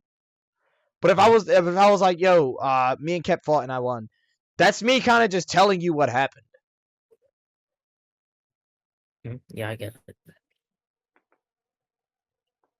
say everything that happened. This isn't an excuse for anything. I know what I've done and there's no excuse for it, but I will come clean with all of it. Keitaro pretty much walked through the entire night in sequence, up until the pool incident. I'm stupid for going along with this. Kept thinking, okay, this is happening, and shouldn't, but I'll definitely not go any further, although it was already very bad. I'm clearly an idiot for letting her drink, and being in this situation in general. Regardless of how anything happened, this was my fault. Again, I did at least want to say everything that happened. Sorry for you having to deal with this, Shiva. And in the closing paragraphs, he said, I want to apologize to my community, close friends, and anyone that looked up to me. Not really sure what happens now, but clearly I will be gone for a long time, if not forever. I'm going to take this time to work on myself as a person, and confront flaws with my character that I've been neglecting for too long. Now, following his Twitter longer post, Shiva released a response, once again stating that she had no intention of bringing this issue up. I was never going to say anything. For 2 years I've kept my mouth shut. I've literally never told anyone about what transpired between me and Keitaro. However, someone decided to take it upon themselves to tell my story for me. Is it my fault? I think about it all the time. All I want is to be left alone. That's all I wanted from the very beginning. Now, at the end of the day, esports removed Keitaro from the organization, and 2G Gaming banned him from all future events. And Keitaro disappeared from social media right after, and he has returned to the community, but no criminal charges have been ever publicly confirmed. And all that's left of him is the record of that fateful night at the pool. Now, at least Keitaro had the conscience to come clean with his crimes, but this next one did the opposite. He fought back hard, especially for allegations twice as worse than Keitaro's. And I guess they try to like paint the picture that I try to get every girl drunk and then try to like have, you know, but this was basically a Bill Cosby scenario 101. Yeah, exactly. Oh, the Tinder trap? Yo, Bill Cosby was a pain in the ass. What? You don't get it? I don't. The dude died from ass cancer. Oh. Yeah, Bill Cosby died from ass cancer. Damn, but that sucks. Yeah, Pain in the ass. That dude was a pain in the ass. Alright, continuing. 31-year-old Jason Bates, better known as Anti, in the Smash Oh, scene, Anti. had spent the better part of a decade building one of the most iconic records in the game. He was ranked 14th on the Panda Global Rankings 100, which is the ranking of the top 50 Super Smash Bros. Players as determined by a panel of community figureheads. He was also regarded as the best Mario player in the world by the time Smash 4, the fourth installment of the Smash series, had wrapped up. Did they have to say that though? Like, Smash 4, the fourth installment of the series. Yeah, man. Like nobody cares about Smash 4. Hey, nobody cares about Smash 4, but like, that's like saying like Monster Hunter 3, the third installment to the series. Now, This is Anti was weird. so well known that he caught the attention of the popular South Korean sports organization T1, and he became T1's first ever Smash player when he joined the organization in April of 2019. Now, this development proved that he was indeed a big deal in the gaming industry, and he was riding high on his achievements. But unfortunately for him, it wouldn't last long, thanks to one sour incident. And this problem didn't stem from a future scandal, but from an event in the past, specifically 3 years prior, in 2016. Anti, who was 22 at the time, was at the 2016 Smash the Record in Orlando, another charity event. And at some point during the weekend, he actually opened Tinder, and that was where he matched with a woman called Samantha. Now, Anti messaged her, and the pair quickly introduced themselves, with Anti even mentioning that he was a 22-year-old gamer. Now, the minimum requirement on Tinder is 18 years old, and Samantha had listed herself as exactly that. So without giving it much thought, Anti proceeded to move the conversation away from Tinder. He told Samantha to follow him on Twitter, where they continued their discussions. Now, the next day, Damn, he I feel invited her like over so to far an it's not event. really his Anti fault. ordered her Uber, and when she arrived at the location, Well, he nothing introduced bad himself. happened yet. I mean, like they're meeting up though. Yeah, I know, but like nothing bad has happened yet. There's nobody's fault. Like they met on Tinder. Yo, where do you live? I live here. Okay, I'm coming. That's Show it. me the- I don't know, man. Something could have gone Friends, down. and they all And then when he arrived, he took all her silverware and put it in the microwave. Oh no! When he left, he How left the stove inconvenient. on. together. He Later left that the night, toilet they were seat outside up. a hotel where they shared an Oh, intimate God, session. the Now, Samantha germs. stayed quiet Okay, about they this had encounter for sex. years, until July 2020. I knew it. came I around, knew it. And the wave of allegations that I mentioned numerous times. I mean, as now long as she swept consented. through the Smash They community. both And in the consented. heat of the controversies, Samantha shared her story in a private message with Shiva, the same Shiva from Keitaro's story. Now, she asked to remain anonymous, as she didn't want anything to be traced back to her. And with Samantha's consent, Shiva shared the screenshots of the conversation on her Twitter, and it detailed everything that had happened from the moment Samantha matched with Anti to their first ever meeting. I had matched with Anti on Is that Tinder. really Anti's At one fault, point, though? he told me to follow him on Twitter, and we began talking. And eventually, he bought me an Uber to come see him and party with his friends. But in addition to that, there were other shocking revelations. It turned out If they that both Samantha consented. didn't meet the guidelines to actually be on Tinder. John There was also shocked. a 7-year gap between her and Anti. Okay, okay. And then there's a Hey, go back, I didn't hear it. 7-year gap. Go back. I didn't hear. Be on Tinder. And there was also a 7-year gap between her and Oh my Anti. God. Okay, like you see, like everything sounds like it's going well. Like everything sounds a-okay. And then she turned out to be 5. Like, Yo, okay, whoa. Like the shit how was could he smooth. not tell? Like shit was smooth sailing until we just crashed instantly for no I reason. feel like he would have been able to tell. Even at that, dude. No way he didn't tell. Yeah. Into what she wrote to Shiva, Anti knew about this. Samantha wrote that at some point during their time together, she actually came clean about her real age, and Anti responded by urging her to lie about it. Eventually I came out and told my age, and he just told me to tell everyone that I would be an adult soon. Now Samantha Okay. Alright, bro. Okay. I'm not defending this guy no more. Okay. You see, like, I thought everything was well. They both consented. They both seemed like they were just like people, you know? And then it turned out she was 2.5. Okay. Whoa. People Just say that you're this age. Like, Samantha saw them as people with followings and sponsorships, and lying about her age felt like a good price to pay. She described spending a significant amount of time with Auntie and other Smash players like Kataro and D1, even going as far as having intimate sessions with them. Now whenever any one of them came to her city or close to it, she would show up to the event, and they all stayed in contact for a few years, before the communication eventually faded. Now Samantha shared the story, along with a photo of her and Auntie to prove that she wasn't lying. Now she was 19 when she Why wrote the Auntie message look to like that, Shiva, bro? and there were still traces of self-doubt in her head. I'm 19 now and I still don't know in my head. I still feel like I consented in a way by putting myself in those situations. She also You acknowledged can't that she consent. lied about You're her under age 18. just because she wanted to hang out with them. And at the end of the messages, Samantha expressed that she didn't want anyone to share a video she'd sent to Shiva because it could be traceable, and she feared that these influential Smash players or their fans would take revenge on her somehow. Now the moment this news reached the Smash scene, T1 of course dropped Auntie, and what came next shook the entire community. That's what you get! Ah! Yo, I fucking love hearing about that. Like a minute in, they're just like, get the fuck off my platform. Yo, this shit's like hilarious. Cause like, imagine being a company, imagine being a corporation, and just being like, instantly, like. I wish they made it like more humorous. Like, man, get your ass home. Yeah, like that shit's just hilarious. Like. Imagine, like, they have to find out about this. How much are they like stalking his everything, his like Twitter, his everything, just to like drop him off like that? It's just hilarious. Yo, one day I'm gonna get sponsored by Gatorade, and that shit will never happen to me. Oh, what? I want to get sponsored by Gatorade. Yo. I'm just saying. I'm gonna get sponsored by Gatorade. You're Like, going to get sponsored. I'm going to get sponsored by Gatorade. I fucking love Gatorade. If I ever see you on a Gatorade bottle, I swear. I swear, I'm gonna be sponsored by Gatorade because I fucking love Gatorade. Oh my god. Plus, who sponsors Gatorade? That's true. Like, there's probably what like if nobody sponsors Gatorade, then how will you be sponsored by Gatorade? Well, there's like probably some random ass basketball player playing sponsored by Gatorade, but like, who like?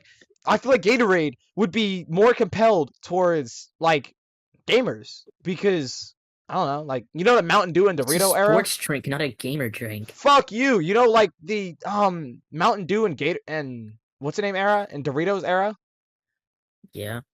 Sodas have been that, associated with gaming, so why not Gatorade?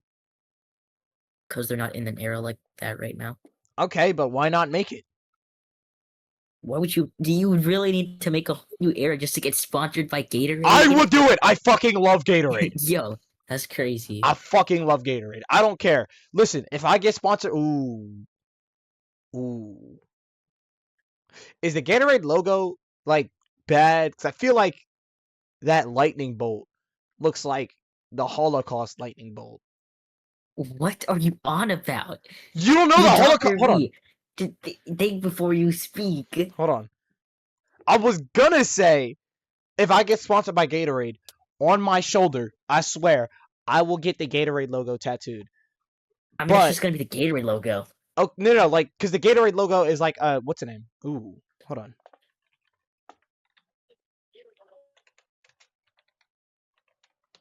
But, like, it looks like the double, lightning bolts from the Holocaust. I don't know what that is. I'm trying to show it on stream, but I guess I can't. I don't think you should. Oh yeah, you're probably right. Maybe I shouldn't show Holocaust logos on stream. You know, maybe you're right. Maybe you're right. Yeah, maybe it's just a chance, just a slight chance. You know, Ducky, maybe you're onto something.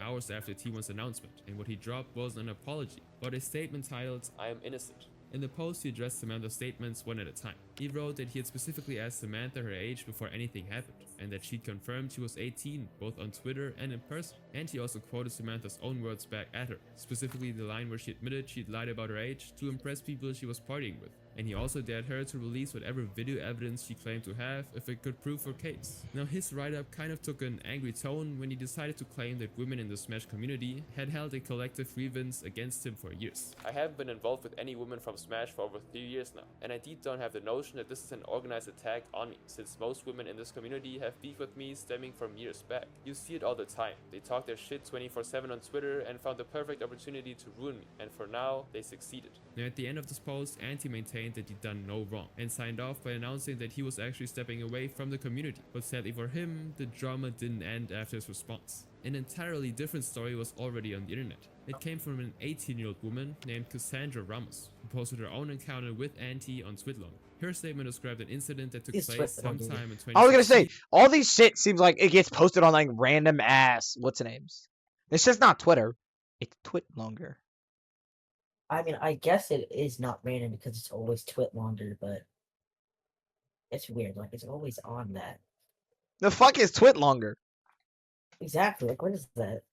Or 2017, not at a tournament, but at an apartment. Now this happened right after Cassandra's parents kicked her out of the house. She moved into her partner's house on the East Coast, where she had pretty much no friends or family around. Now her parents at the time eventually kind of broke up with her, leaving her completely isolated. And during this time, she came across Anti, who invited her over to play Smash 4. Now Cassandra explained that while she hung out with him, Anti kept making repeated attempts to kiss her with liquor in his mouth. And because she didn't say no outright, but only moved her face away, Anti kept trying. He seemed to insist that I drank something really strongly mixed with liquor. Holding back my terror, I tried my best to appear calm. He then mentions a show we discussed and tried to get me to Netflix and chill in his room. At that point, I made it clear that I didn't want any intimate bodily contact. I was just there to play games and I was freaking out inside. Now Cassandra revealed that she panicked and texted her ex to pick her up, and that was how she got out of the situation. Now at this point, other women also shared their encounters with Anti. For some, Anti was the villain in their story because he blocked them on his social media platforms, and others had more detailed stories. An example is a woman named Marie, who claimed that Anti had attacked her inappropriately at the casino floor at EVO 2017. Then another player named Knives described a night at EVO 2017 when she ended up alone with Anti in his hotel room while the group got ready for a party. She wrote on a Twitter post, I sat and waited while he was showering. Once he finished getting ready, he came out of the bathroom, and I recall him touching my shoulder. I immediately figured that he had the wrong idea, and I came up with a lie to get out of this room.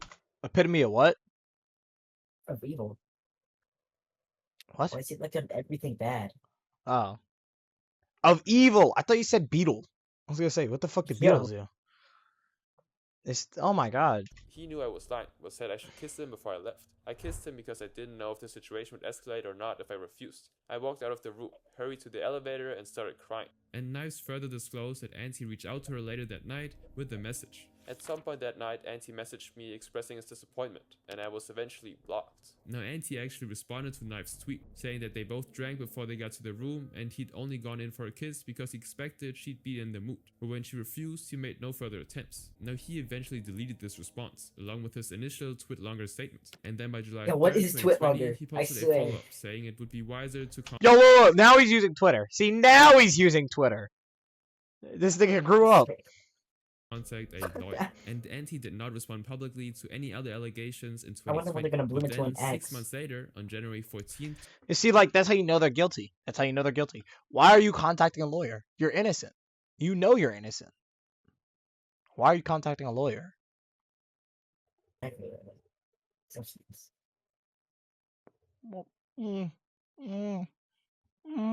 are you contacting a lawyer, nigga?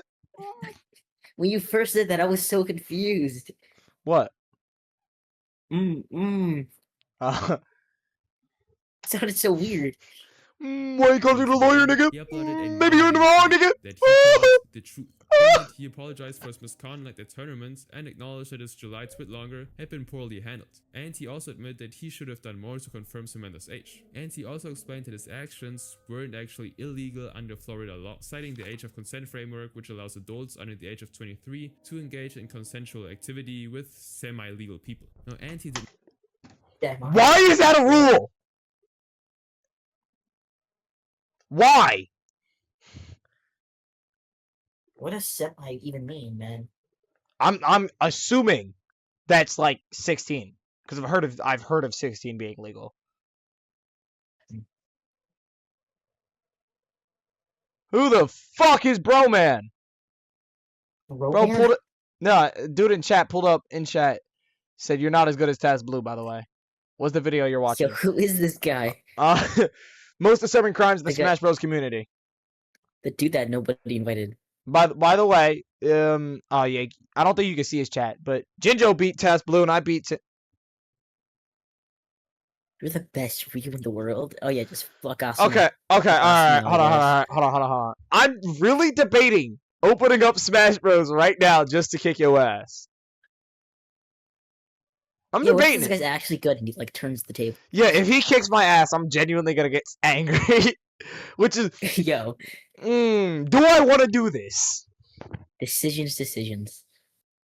On one hand, I feel like I'd beat any Rio's ass. But on the other hand, I've definitely got my ass handed to me by some Ryus. It would be a Do you real really want to fight shame Bro Man? if I went on Smash Bros and got my ass kicked live. I want to see it. You should do it, Ghostly.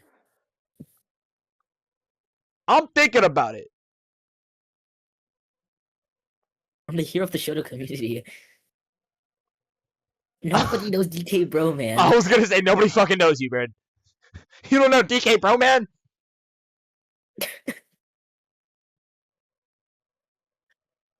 No. I want to search this guy up actually. DK Bro Man. Yeah, search him up. Hold on. You pull out a new tab. Never mind. My computer's probably gonna crash if I pull out a new tab. My shit's about to blow up. Okay. Check him. Stream DK Bro Man music on SoundCloud. No, you're a SoundCloud rapper. Says he's a well-known competitive Super Smash Bros. Ultimate player and content creator. You see, that's okay. See, now I know you're gonna kick my ass. I almost fell for it. You almost got me. You almost got me. I almost fell for it.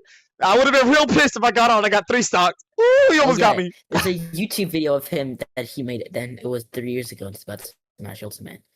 Also, this was like the first picture result that came up when I searched up DK Bro Man. Look at Send it to me. messages. Alright, hold on. Peep it. Is this dude? Is this him? Hold on. Uh-oh. Let me see. My shit's lagging. Damn. Oh my god! Bro, this you? Oh wait, hold on. The picture won't load.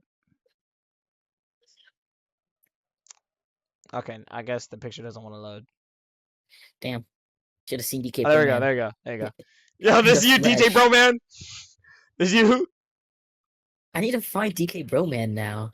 You know, this is you, DK Bro Man? Oh, you know Okay, what nah, this DK dude Bro probably Man? would kick my ass though. This dude probably would kick my ass. Just by immediately searching him up and saying he's a well-regarded, what's the name?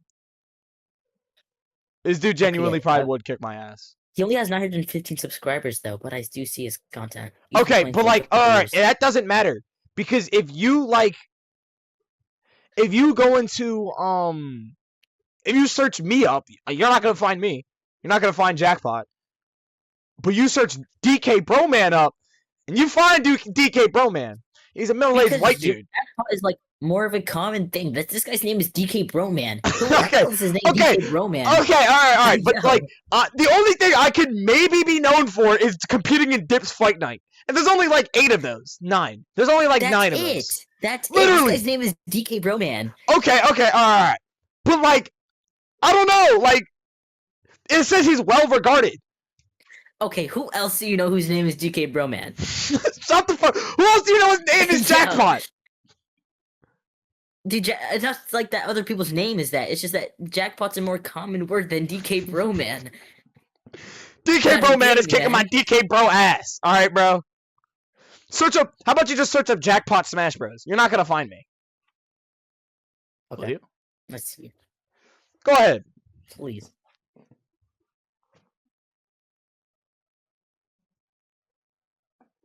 I mean, you popped up. I'm being dead ass. Oh shit. You're a Jackpot Smash Bros. Montage popped up. Oh, my Smash Bros. Montage named Jackpot. Oh, okay. I guess, but like that's just because my YouTube video's name is Jackpot. I guess, man. Yeah. That's If just I like posted DK Bro Man, if I like- posted a YouTube video named DK Bro Man, I bet you it'd pop up. Yeah, because nobody who searches that unless the most unique Because who thing the fuck is ever. DK Bro Man? Exactly. Who is that? Alright, DK bro, This is man. a whole side conversation. I completely forgot about the video. I was gonna say, yeah, we've been turning this 45-minute. We've been watching this for 45 minutes, and we've been streaming for almost an hour and 30 minutes. Oh my god! This TK bro myself cut us off track. All right, back to the video. Back to the video. If you stick around to the end, DK bro, man, I'm gonna fight you and I'm gonna kick your ass. Don't quote me. Alright, bro. You don't want to mess with the bro, man. But the entire situation calmed down. Don't fuck with bro, man. Some of Anti's I just spat all over my actually screen. deleted, and the only details that Aight, remained bro. was Samantha's accounts relayed through Shiva and Knife's allegations. So for a significant portion of the community, these accounts alone weren't enough to brand Anti as a threat. Among them is the YouTuber known as Technicals, who was once an Technical, active that's the player goat. in the Smash scene. In April of 2021, 4 months after Anti released this video, Technicals sat him down for an interview and gave him the floor to share his own side of the events. And Anti explained his story, convincing Technicals that Anti was only guilty of one thing. I'm gonna be entirely candid. I think the only crime you're guilty of here is probably something along the lines of underage drinking. I hope you've learned and like grown from this situation, because like that kind of it causes nothing but trouble. Now, no I think he's guilty just because if you say yeah before the nigga ends his sentence, you're not listening. You're just like waiting to respond. You just want you just want to respond. You're not actually listening to what the fuck they're saying. He was talking. He was like, "Yeah, yeah." Like, you the only crime you're Yeah. committed of is underage drink. Yeah. Yeah, like. Yeah. criminal charges were filed, and Anti never returned to competitive play afterwards. He stepped away on his own terms. But this next one did something similar, but Yo, this is such a bad picture. This is such a bad picture. Oh! This is Wadi. His name Mr. is Wadi. Pissair? Mr. Pissair, is that you? Yo. Oh no! unimaginable way. Why they gotta get this image of him? bro? Is a great way to get reported. Who's gonna report me? It's April 29th, 2023. Chris Boston, known in the competitive Smash. This nigga just community looks as sad. Andy, Yo, every one of these niggas' pictures are just like sad. So bad. Oh my god. He looks like a me. Yo, he looks like he looks like a me that you and your cousins make like as a joke. Have you never done that? Am I the only one? No, there's so many other people who've done it. It's Fuck just you, I haven't. Ducky. Fuck you, Ducky. You didn't laugh at my joke. Oh, he's saying the name. He's saying the name now. Oh no. Fuck you, Ducky. Look, I told you, bro. This shit's Jinjo. This shit's Jinjo. Oh yeah, that's Jinjo. This is what Jinjo looks like.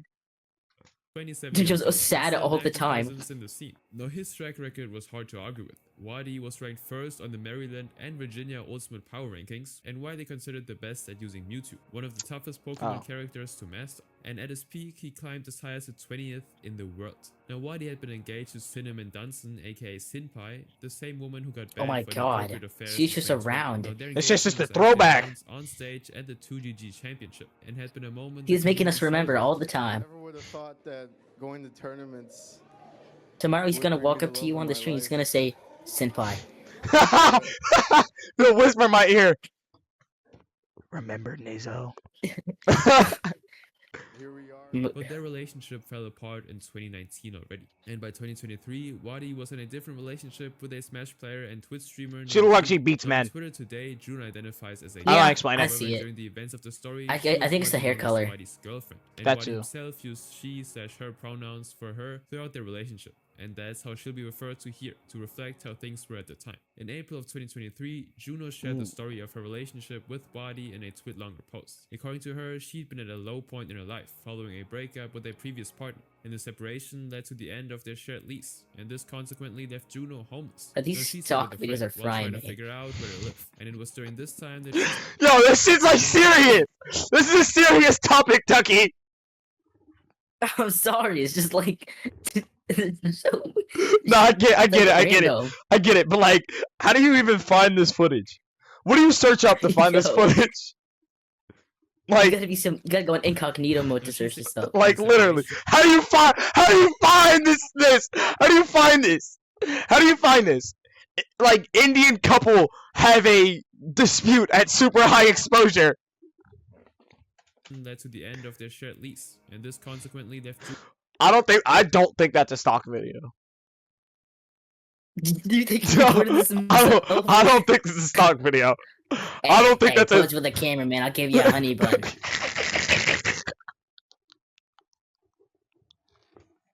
Yo, I'll give you a honey bun is wild. This doesn't look like a stock video. Oh my god, wait, how short is he? Am I looking at Oh my that's god, I Shadow. just realized, look at the shoes. Oh my god! Oh my god! This dude's built like a Lego figure. This is like, have you seen those like skip videos where like they try to act like a little kid by going on their knees and put shoes on their knees? Yeah, literally. I know what you're talking about. Yo, this dude's built like a Lego character. Juno homeless. Bro, he's So she played by stayed with a Chris friend Pratt. while trying to figure out where to live. And it was during this time that she sent a message to Wadi. Now Juno claimed that her friend told her that there was a chance that he'd have a crush on her. So she reached out, hoping something might develop between them. But things didn't actually go the way she hoped. From the moment they met, Juno believed he wasn't her type. And she also noticed some red flags herself, including how he viewed her as a trans woman more as a curiosity than actually a person. She got the Genuinely, what sense are that he these was stock attracted to her videos? body and voice, and not her. So she decided I was listening to the video, and then you like woke me up to look at the stock image. What the fuck? Yo, imagine searching Go up back. woman on beach. Just staring into the camera. Like, hold on. I'm about to recreate this bitch.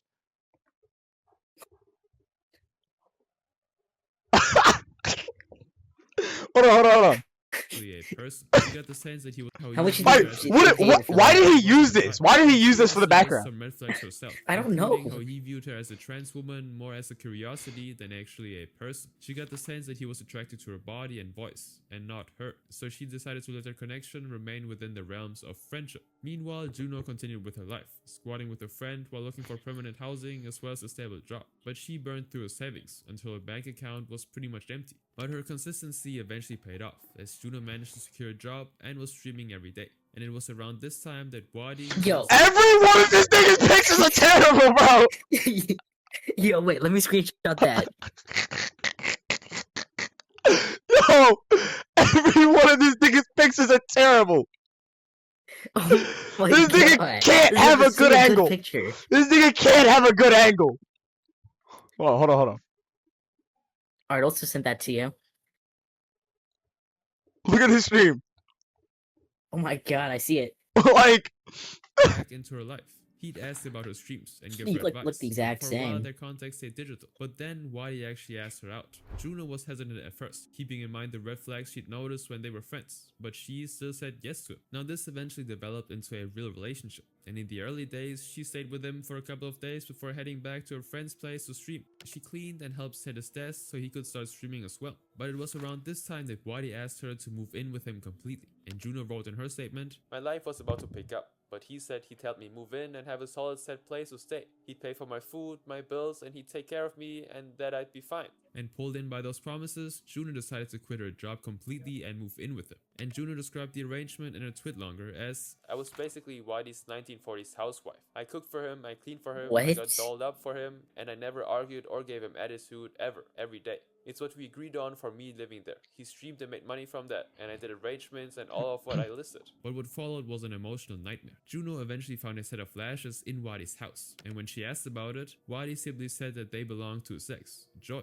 believing that they must have fallen from one of the moving boxes. But Juno would later find out from Joy that the lashes weren't hers. And apart from that, Juno also felt like Wadi was embarrassed to be seen with her in public, so she decided to actually update their relationship status online, hoping that it would help mark her territory. But even that didn't bring much comfort. Wadi would go through everything she posted online before she put it up, which felt like less looking out for her and more like him being wary of her. And whenever he got into arguments online, Juno was the one who ended up taking the heat somehow, when the conflict really wasn't even about her. Then in one particular incident that Juno described in detail, Wadi pressured her into an act she didn't wanna do, but she went through with it despite clear hesitation and objections in the moment. And afterwards she cried in the bathroom, wondering if what just happened had been consensual at all. Now Juno later admitted in her statement that she felt inadequate in their relationship, and the hormonal medication she was on reduced her drive in bed, and combined with the exhaustion of running the household, she always wound up tired and could therefore not help fulfill Wadi's needs.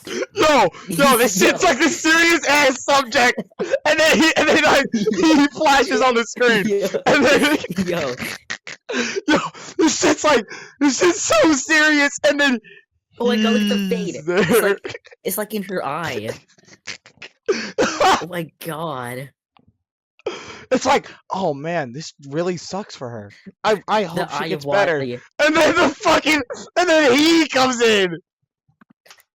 She talked to Wadi about all these reasons early on. She told him that she was not particularly interested in doing stuff and was more drawn to affection and closeness. She also expressed how much she wanted to keep him happy, even while she was terrified of what would happen if she didn't, because she had nowhere to go. But in the end, her pure intentions couldn't... Any picture of him, he can't have a good picture. Yo. Why does this motherfucker He's look so gloomy all day. disgusted? He's always gloomy. This thing is a pelt fish. Yo! What is wrong with him? Why are you so What angry, my environment are you nigga? looking at?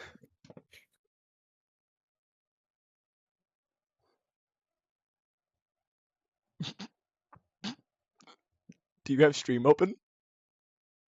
Yeah. Oh my god. I see it. them together. Just 2 weeks after Juno moved in, Wadi ended their relationship, citing her inability to be active in bed as the main problem.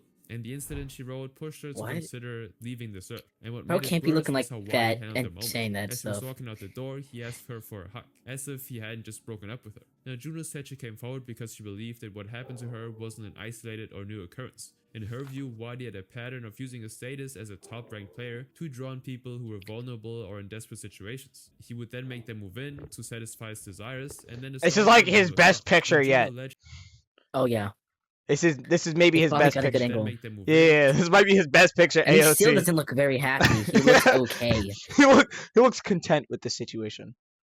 The storm cloud above his head is white instead of dark. When he was done. And Juno alleged that he'd done this to his ex Joy before, and she wrote that even people It's still stormy, but it's not raining.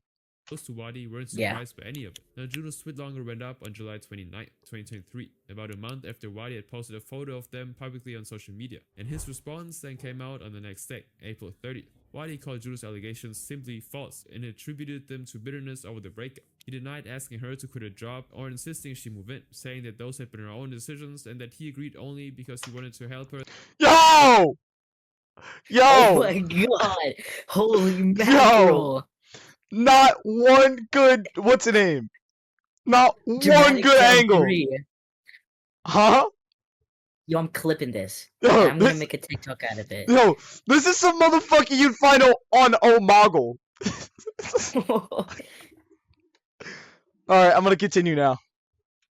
Alright. Through a difficult time. Now, Wadi also denied isolating her and being embarrassed by her in public. He pointed out how often he brought her out to tournaments and encouraged her to meet people. And as for the housewife dynamic, Wadi said that had been the arrangement they both agreed to, and Juno had even tweeted about her housewife arc.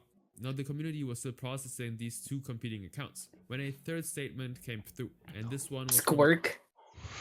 His name is Squirk. I wasn't even paying attention to the name. I think my thing like blocks it. Hold on, let me get rid of my oops, didn't mean to get rid of that. Hold on. Let me get rid of my Oh yeah, it does. video capture and Squirk. Yo, it's my nigga Squirk. Sounds like a Garfield character. Yo, fucking imagine like just imagine like pick a name. What name fits me best? I want to sound cool. Squirk. Ding ding ding! I think it's Squirk. Diggity dang! I think it's Squirk. Oh my god! Holy quote book. a former competitive player. Squirk! named Oh my Squirk. god! Oh my god! The same puppet who'd pointed accusing fingers at Is his older brother? Squirk and Pompey. Everything is connected. Okay. Genuinely, Thanksgiving must be a fucking ball. Oh my god! Imagine like Thanksgiving betting on who's gonna win on two pro players. Holy shit! That shit would be Yeah, fire. like why is Senpai in the everything like 2020 connect? Oh, it's because of Squirk senpai. opened by It has to be saying, because of Oh my "Wadi has been god, my best friend for the years, and he into the helped me a lot senpai of my and verse. he also disclosed that he was the same friend who took in Juno and Joy after Wadi ended things with them. I asked Juno not to mention my name in her post, as I didn't want to be brought into the situation. I just wanted to help a friend.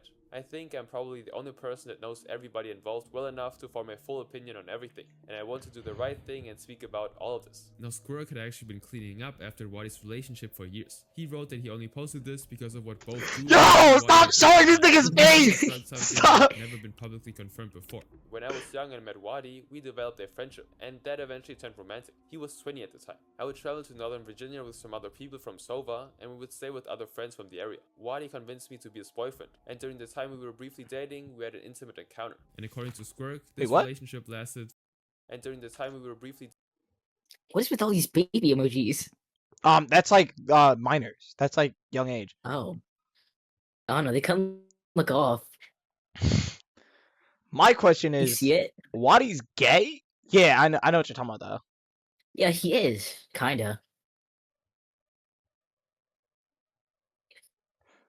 Huh. I don't know. He didn't look like a gay fella. I don't know how to explain it. Usually when someone's gay, Yeah, you can like kind a of like tell him. monstrous fella. Like most gay people are like happier. I don't know.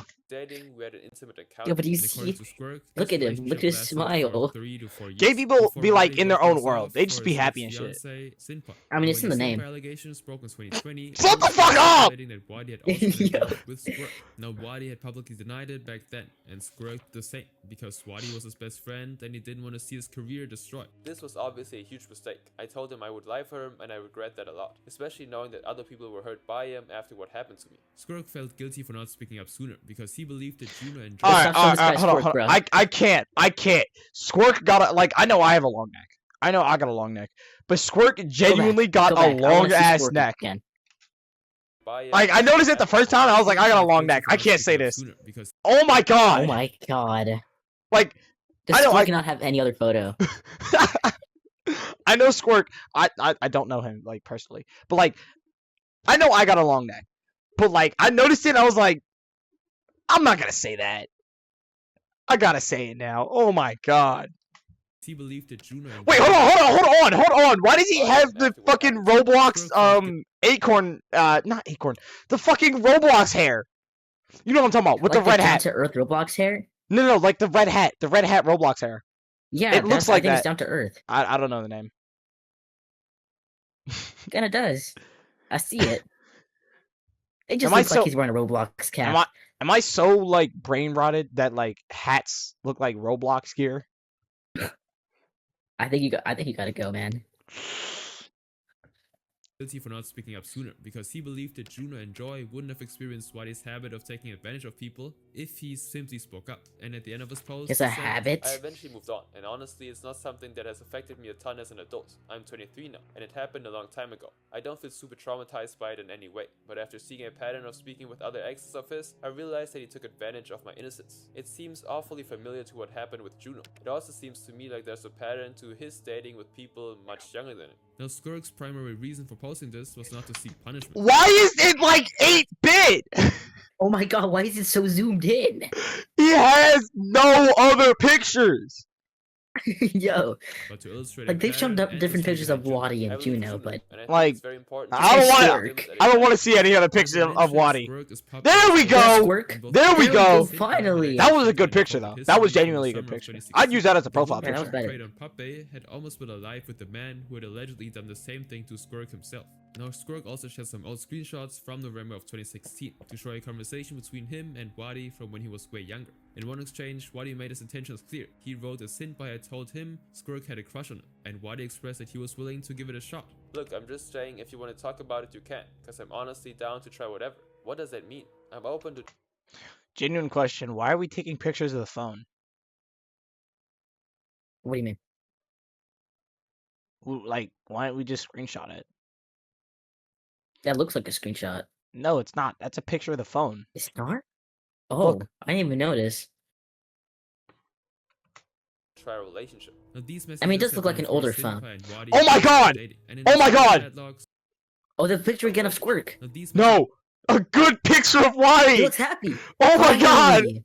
Oh my god, they cleared up the storm cloud. Oh my god. Oh my god. Finally. Squidward's only happy day. Literally. And in a separate chat log, Squirrel confronted Waddy after finding out from a friend that Waddy had been telling people that he couldn't see himself. Dude loves dating that picture of Squirrel. He'd been leading him on.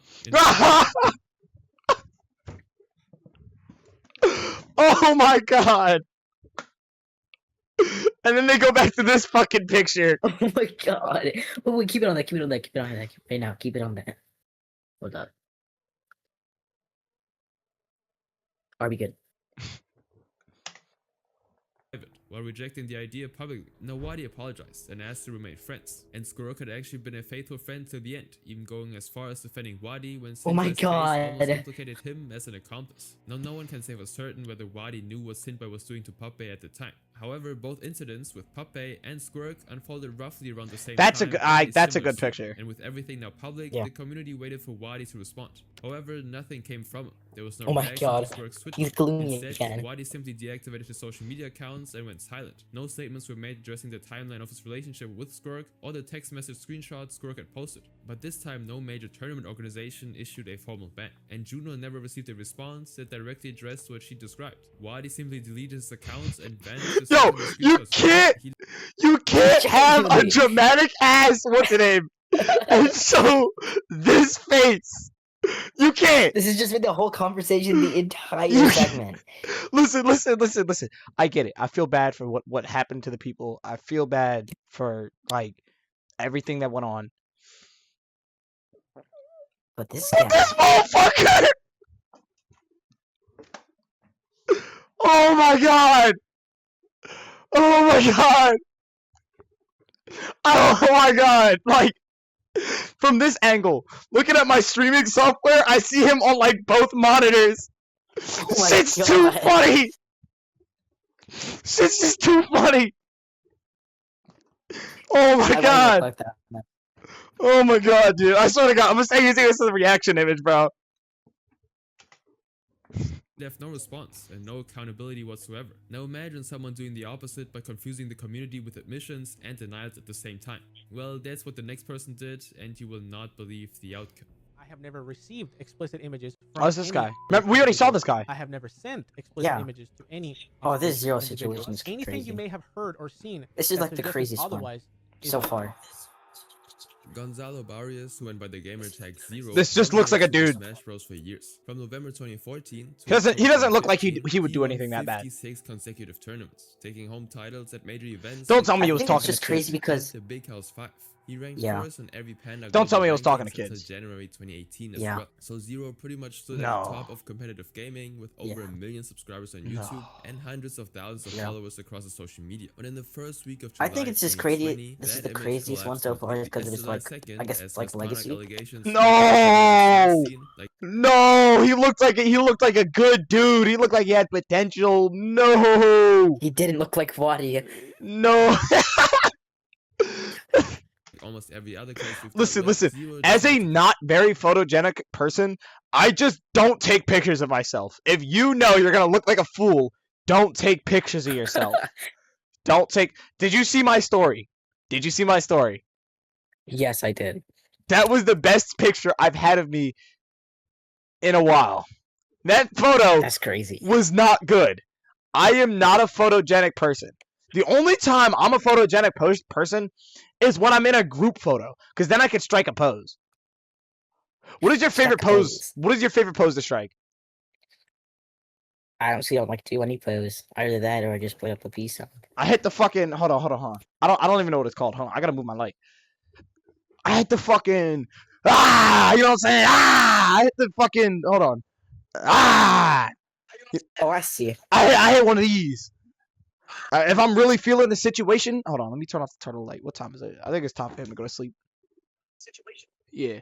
Most situations, I'm hitting that pose. I'm hitting the Your situation, I'm hitting that pose. Continuing.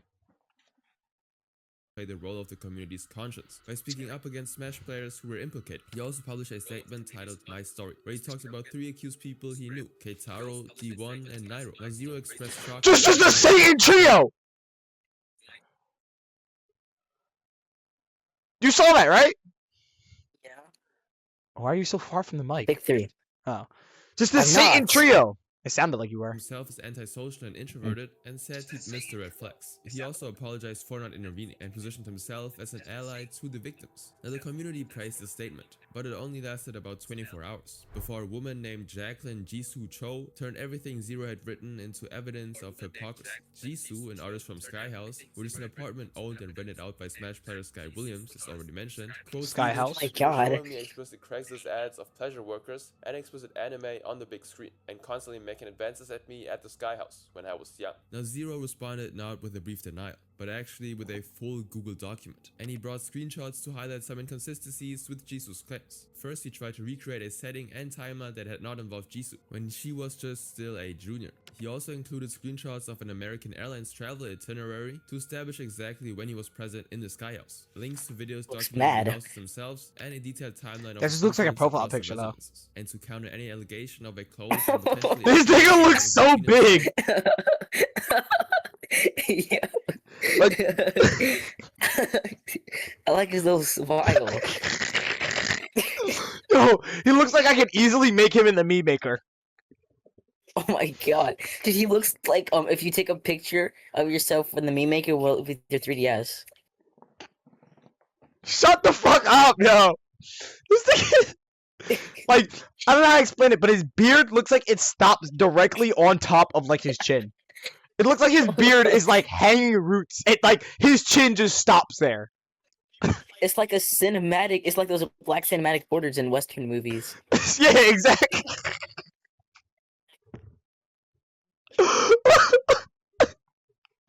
Cinematic bands, nigga. I said border. I know what you're talking about. I know what you're talking about. The bands that be on the top and the bottom, like The this. border. Bands. They're like bands. I guess bands, but they're borders. Fuck you. And Jisoo, Zero presented screenshots of their online interactions through 2016, and these were conversations where Jisoo had referred to Burrito. burrito, and Burrito. friends, asking him to promote her. It looks like he wants a and reach out burrito. To request his help judging a He looks like a burrito. I was actually coming out here to get a cupcake. I was actually coming out here to get a burrito. combo for a giveaway at TwitchCon, an annual convention for Twitch users. Now Zero went even further by including a statement from his girlfriend Vanessa, who described her perception of Zero's relationship with Jisoo as a brother-sister dynamic. She'd even met Jisoo at her. Okay, you can't use a brother-sister dynamic, and yo, I can hear my stream in your background.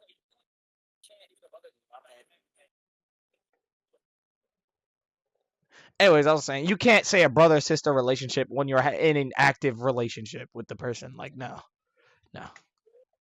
Tournaments and saw nothing troubling in their interactions. And the statement continued by noting the structure of Sky House itself. In Zero's view, this setting made Jisoo's allegations logically just impossible. The room housed 5 people, and there was practically no privacy or opportunity for what she was claiming. Now he admitted looking at explicit anime content, but insisted, I would not be looking at it in a room full of roommates. Now as for the Craigslist ads, he said he had no recollection of them, adding that he didn't actually regularly use the platform. And then finally, on the question of any intimate dynamic between him and Jisoo, Zero simply wrote, We never had any type of intimate interactions in our time interact. It was a really comprehensive response to Jisoo's original tweet. However, his entire defense was about to be undercut, not by Jisoo, but by someone else. And this person was Stefan, Zero's former teammate and one-time rival. Now Leffen enters the conversation with something. Yo, Leffen don't even look that bad, but they just got a horrible picture of him. Listen, Zero's bro. former teammate. He does not look that I bad. was gonna say this nigga looks like a Minecraft skin, or he looks like Yeah, he does Sanji. not look that. He looks No, like no, I'm being serious. he Does looks not look bad. he looks a mix between a Minecraft skin and Sanji, bro. He looks like Dream. He don't look like Dream. Like his beard. His beard reminds me of Dream. Nah. Dream had a flat face. Yeah. Dream wasn't Dream had a Dream's troll face. wasn't Dream's name like Clay? Clay Thompson. It all leads back. Shut the fuck up. Nah, but like, wasn't his name Dre? I mean, Clay. He looks like his name is Clay. Well, I don't think so. I can search it up. Dream's name is Clay, right? He looks like his name is Clay. Dream a name. Let's see. Oh boy, it's not. Okay, let's see here. His name is Clay. Yeah. Okay. Yeah, he looks like his name is Clay. This guy looks like his name is like. I'll see what Levin's name is. I don't His name know. is William. He don't look like a William. He looks like he Here, got I'll like show a you special better name. image of Levin. He looks like he has like a Actually, special name. Here, we're just gonna keep watching. It'll A probably show a better special one. name? Yeah, like he looks like he has like a special name, like not a name you would guess. Like you would guess his name. You would guess like Mike, John. He looks like he has a special name. Well, look at messages. Look, that's a better image. And Nah, one it's probably final gonna show a bit, better now one. I'm not left gonna into look the right now. conversation with something he said he witnessed himself. At Apex 2013, back when both of them were still coming up in the competitive scene, and well before either had turned pro, Zero and a group of Japanese players had come to where other Smashers were housed. And at one point, someone brought out a laptop. And according to Leffen, Zero and one or two of the Japanese players sat on Leffen's sleeping bag and began sharing explicit images of their favorite anime characters. Now Leffen remembered being disturbed, particularly because it was happening around his belongings, although he laughed it off at the time. Now what struck Leffen enough to post about it was the specific line Zero had used in his Google document. That shit's wild to me. Yo, we Yeah, just we're hit the only hour an hour mark. in. We just hit the Yo. hour mark. We've been I streaming don't for know if I'm gonna almost do 2 this. hours. That's crazy. We've been talking about Wadi and stock images too much. Shut the fuck. That's just crazy though. Like, imagine being like at someone else's house, right, and being like, yo, this is my favorite anime waifu. Yo, check this shit out. Yo, bro, let me put you on real quick. What the fuck? Yo, let me put you on gas. Like, with 4 people in the room, 2 people are talking about this. Which means the other 2 people have to be paying attention or doing something else. Yo, bro, peep game right here. Bro. See this? Look at the curves. Yo, Bulma from Dragon Ball, bro. That shit bad. Like, oh my Anime god. is something I do look at, but again, I would not be looking at it in a room full of roommates. Now Leffen found this claim difficult to believe, when he personally witnessed something else. As he put in a statement, Simply stood out to me, since he was willing to do it in a room full of people he never met. now Leffen was careful to frame his intervention narrowly. According to him, he wasn't calling for Zero to be removed from the community. He said he thought highly of both Zero and Jisoo and wanted to remain friends with both. I don't want to cancel Zero, or think he deserves to be, but I do think it's very important to show accountability. Now Leffen's account had barely settled when another one appeared. It came from a woman named Katie. Now using a burner account, Katie published a twitlonger. Her opening line set the tone for everything that Twitlonger really again. followed. Dear Zero, all I wanted was an apology. And then she provided a timeline. I'm starting to think Twitlonger is like an extension to Twitter. Excuse you. I think, Me. yeah, you fat ass. No, that's all you got. I think it's like an extension that like lets you tweet longer messages. That would make I sense. guess it would make sense because it says twit longer. Yeah, it would make sense. Between September 2013 and January 2014, when Zero was 19 and she was leagues away from that. They talk on Skype after she messaged him in his Twitch chat, and her accusations were very specific. I was a young girl enraptured with the idea of being friends with someone I looked up to and admired. You used me in this state to flirt, manipulate, and ask for inappropriate favors from me. And Katie added the worst thing she could actually recall. She said he told her to perform illicit acts on herself and filmed them for her. The worst offense I can remember is that you asked me to perform on myself with ice and take pictures. I lied when I told you I did as you asked, and then I declined sending you pictures. Now Katie believed Zero wanted to... That shit's crazy, yo. How the fuck, like, do you get that idea? Ducky. Yeah. How the fuck do you get that idea? Okay, why are you asking me? You think Yo. I have the answer to that? Yo, put ice on your titties. I want to see them pop. Like, what do you have to do day to day to be like? I This is a shower thought. turn it into a habit. He wanted to create a situation where she would do his bidding every day for 2 weeks. Now, there were no screenshots of that specific request because she was too embarrassed to actually document it, but Katie had 19 other screenshots of other conversations where Zero called her inappropriate pet names and spoke indecently with her. She explained that she'd remained silent for a long time, dismissing what happened to her because it wasn't as grave as other cases out there, and she felt like she wasn't worth being hurt. But she eventually realized it was important to put this behavior on the record, and while Katie's account was still spreading, Jisoo added another accusation on her Twitter account. Jisoo alleged that Zero had started dating his girlfriend Vanessa when he was 20, and when she was still 5 candle blows away from that. Now, Zero published his response the next day. Oh my on god, July this 3rd, image. and he opened by apologizing to the people he'd hurt, expressing that he wanted to take ownership for his mistakes. And Zero also stated, "While the intent was not malicious on my end, I understand that the impact my actions had on others caused pain that I did not intend." Now, he did reject Jisoo's claim about Vanessa's age, explaining that Vanessa was born in 1997 and he in 1995, which meant that their age difference was 2 years. Yo, I be forgetting people are born in like the 19 ages. Huh? Like, that's crazy to me. Like, if you say, yeah, I was born in 19, whoa, whoa, whoa, whoa, 19? Like, I don't know, like, before the 20th century, it's just, It's old. you're just old. Were you a slave? What? Were you there during segregation? I think they were, actually. I was trying to make, like, I think they were. God damn it. They make Nigga, Goku's grandparents. Were you chilling with the dinosaurs?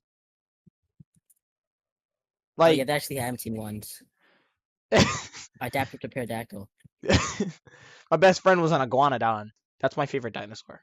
I really like the iguanodon. I've never heard of iguanodon. Go fuck yourself. They had like I'm not a dinosaur guy. they had spikes on their thumbs. Oh. Not 5. And for Katie, he claimed that he'd never met her, never exchanged graphic pictures, and also denied knowing she wasn't fully fleshed from the start. Zero claimed that he found out much later. He also addressed Katie's screenshots one at a time, and called his comments shameful. I'm sorry, bro. I'm sorry, bro. Just the thought came back to me. It just like hit me again like a brick. What? Ice titties. Oh my. I'm sorry. God. I'm sorry. It just like. Nigga. Ghostly should recreate that.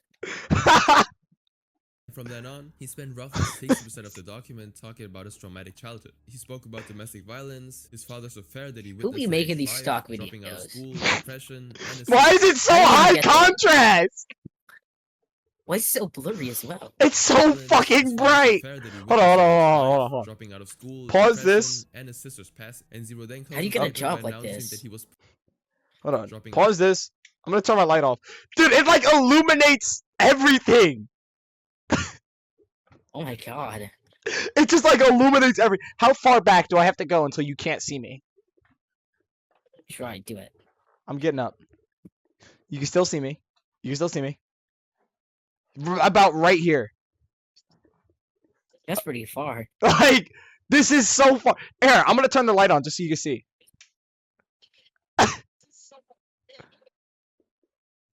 Oh my god. Yeah.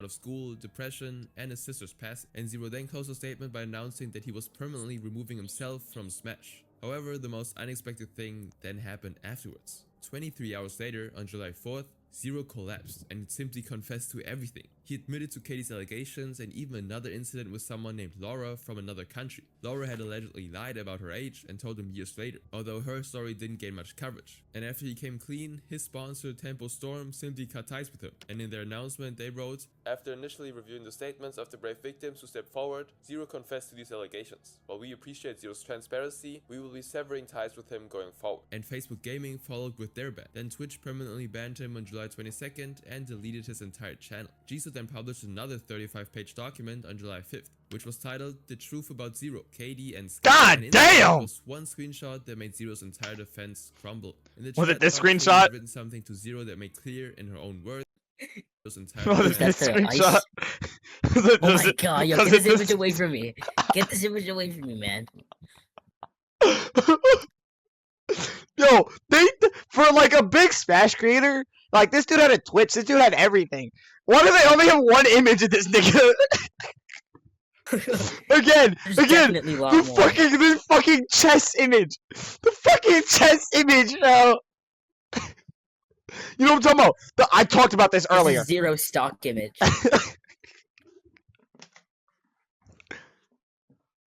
Crumble. In the chat log, Katie had written something to Zero that made clear, in her own words, exactly how old she was at the time of their conversations. Now, Zero initially claimed that he didn't know her age. However, this screenshot simply proved otherwise. It revealed that he'd known from the very beginning, and every message he'd sent her was written with that knowledge in full view. Now, Zero went radio silent afterwards, while Jisoo actually continued her campaign against Zero even into the year of 2021. She Yo, god damn!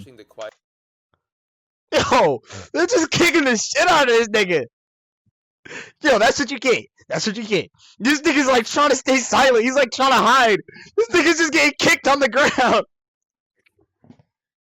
He's like trying to defend himself. He says she's bitch.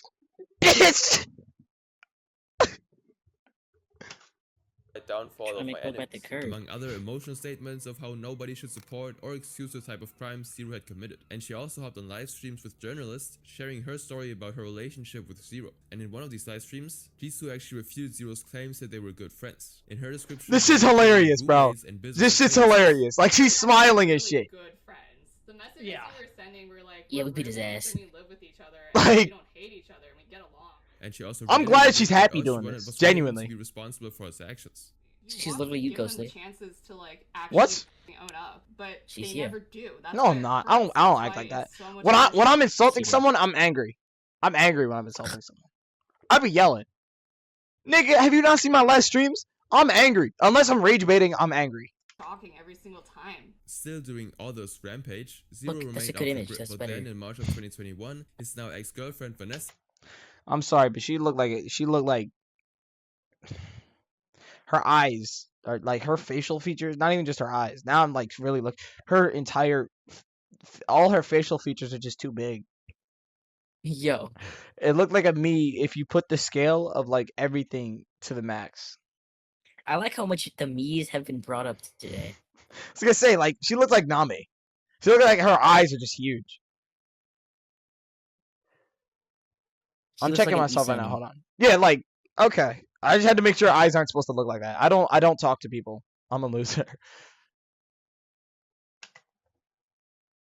Announced that he'd attempted to leave this earth. Now, he eventually made a full recovery and actually returned to YouTube in November, but he retracted his confession, citing that the public could never actually hear him out. And Zero explained that he figured it was easier to apologize than to actually fight it. So he reframed his last statement as a farewell, a final message to everyone before he left this earth. You have also what the fuck is this stock image? For my part. Simply put, this document is... Go back. I Saying didn't that see the it. public could never actually hear him out. And Zero explained that he figured it was easier to apologize than to actually fight it. So he reframed his last statement as a farewell, a final message to everyone before he left this earth. Yo, who recorded this? Confession for my part. Simply put, this document is nothing more than a letter that I wrote during a tremendous mental breakdown. But since he was able to survive this attempt, Zero regained his fighting spirit. Oh, he was trying to kill set the himself. record straight based on how he actually saw it. Didn't know? So he issued a full I didn't. denial of Fuck the you. situation once again. Now, I need to make this very clear to everybody watching this video. I have never received explicit images from any underage individual. I have never sent explicit images to any underage individual. Anything you may have heard or seen that suggests otherwise is a lie. But rather than step back quietly, he went on the offense. In November of 2021, Zero actually filed a lawsuit against Jisoo for You can't win! You can't win, bro! defamation. And 10 months later, in November of 2022, he won. He uploaded a video on his YouTube channel titled "The Lawsuit is Over." And he also shared another document which stated that both parties acknowledged shortcomings on both sides, apologized, and agreed to move forward. The document read, "After months of litigation, review of Mr. Barrios' evidence, and listening to Mr. Barrios' side of the story, Ms. Cho now understands that the statements she previously made about Mr. Barrios' wife, Vanessa, were not accurate. Ms. Cho apologizes for making those statements, which were not based on events witnessed by Ms. Cho." And Jisoo actually deleted all the tweets she made against Zero. And afterwards, Zero actually started streaming again, occasionally on YouTube. And his Twitch ban was lifted on March 2025, after nearly 5 years. But he actually hasn't streamed on the platform since regaining access. But after some time, his YouTube activity dried up, and his channel no longer actually exists. And Zero's lawsuit against Jisoo was only a momentary victory. It gave him his voice and platforms back. But one issue remained unsolved, and this was Katie. Zero had once addressed Katie in his YouTube video by stating that he was looking to reach a settlement with her, but he claimed that Katie was deliberately avoiding contact with his legal team, and so as of now, no form of evidence disproved Katie's screenshots. Now, the Smash community really saw an unprecedented number of crimes in 2020, ranging from famous players to commentators. But nothing hits harder than the next one, where She a always figure comes at the back. highest ranking possible in the community, Springtrap? the industry at large, managed to make. I was gonna say something. I forgot what I was gonna say. Oh yeah, I was gonna say like something had to be fucking happening during 2020. I swear that was like coronavirus was like fucking with people. There's no way this many pedophiles were just like, I'm gonna start being a pedophile now. No fucking way. Make the list. This is the real dude. This is the piece of you're dealing with. This is the head of the fucking tournament that all you motherfuckers want to go to. Yo, this was yo. Oh my god! Holy mackerel! Oh my god! I was gonna say he sounds like you after you went to that one tournament that I got banned from.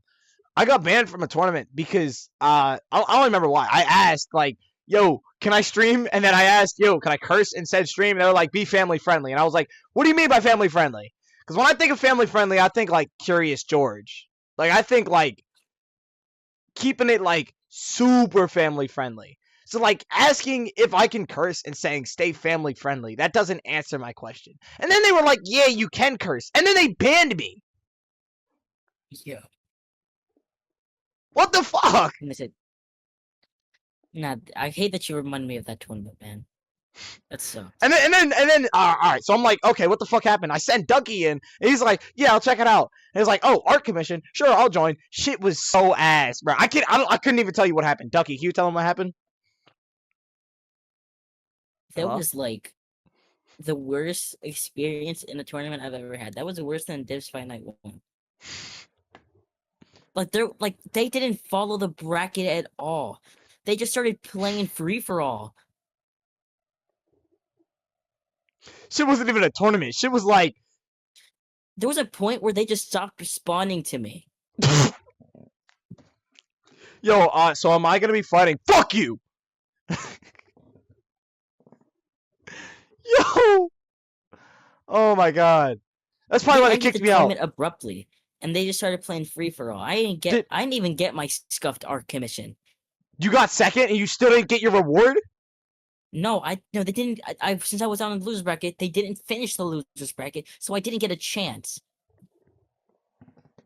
I'm gonna post this in my TikTok. Actually, I'm gonna see if I can tag them, and I'm gonna post this to my TikTok. Cause this shit was just like, what the fuck? Like I just remember I was so playing bad. with you. I was playing with you, and I was looking to my side, and I swear I just saw it like disappear, and I was like, what the fuck? So I checked on my phone, it was gone. Like, oh my god. Anyway, it's time to hear about this Pac-Man looking motherfucker.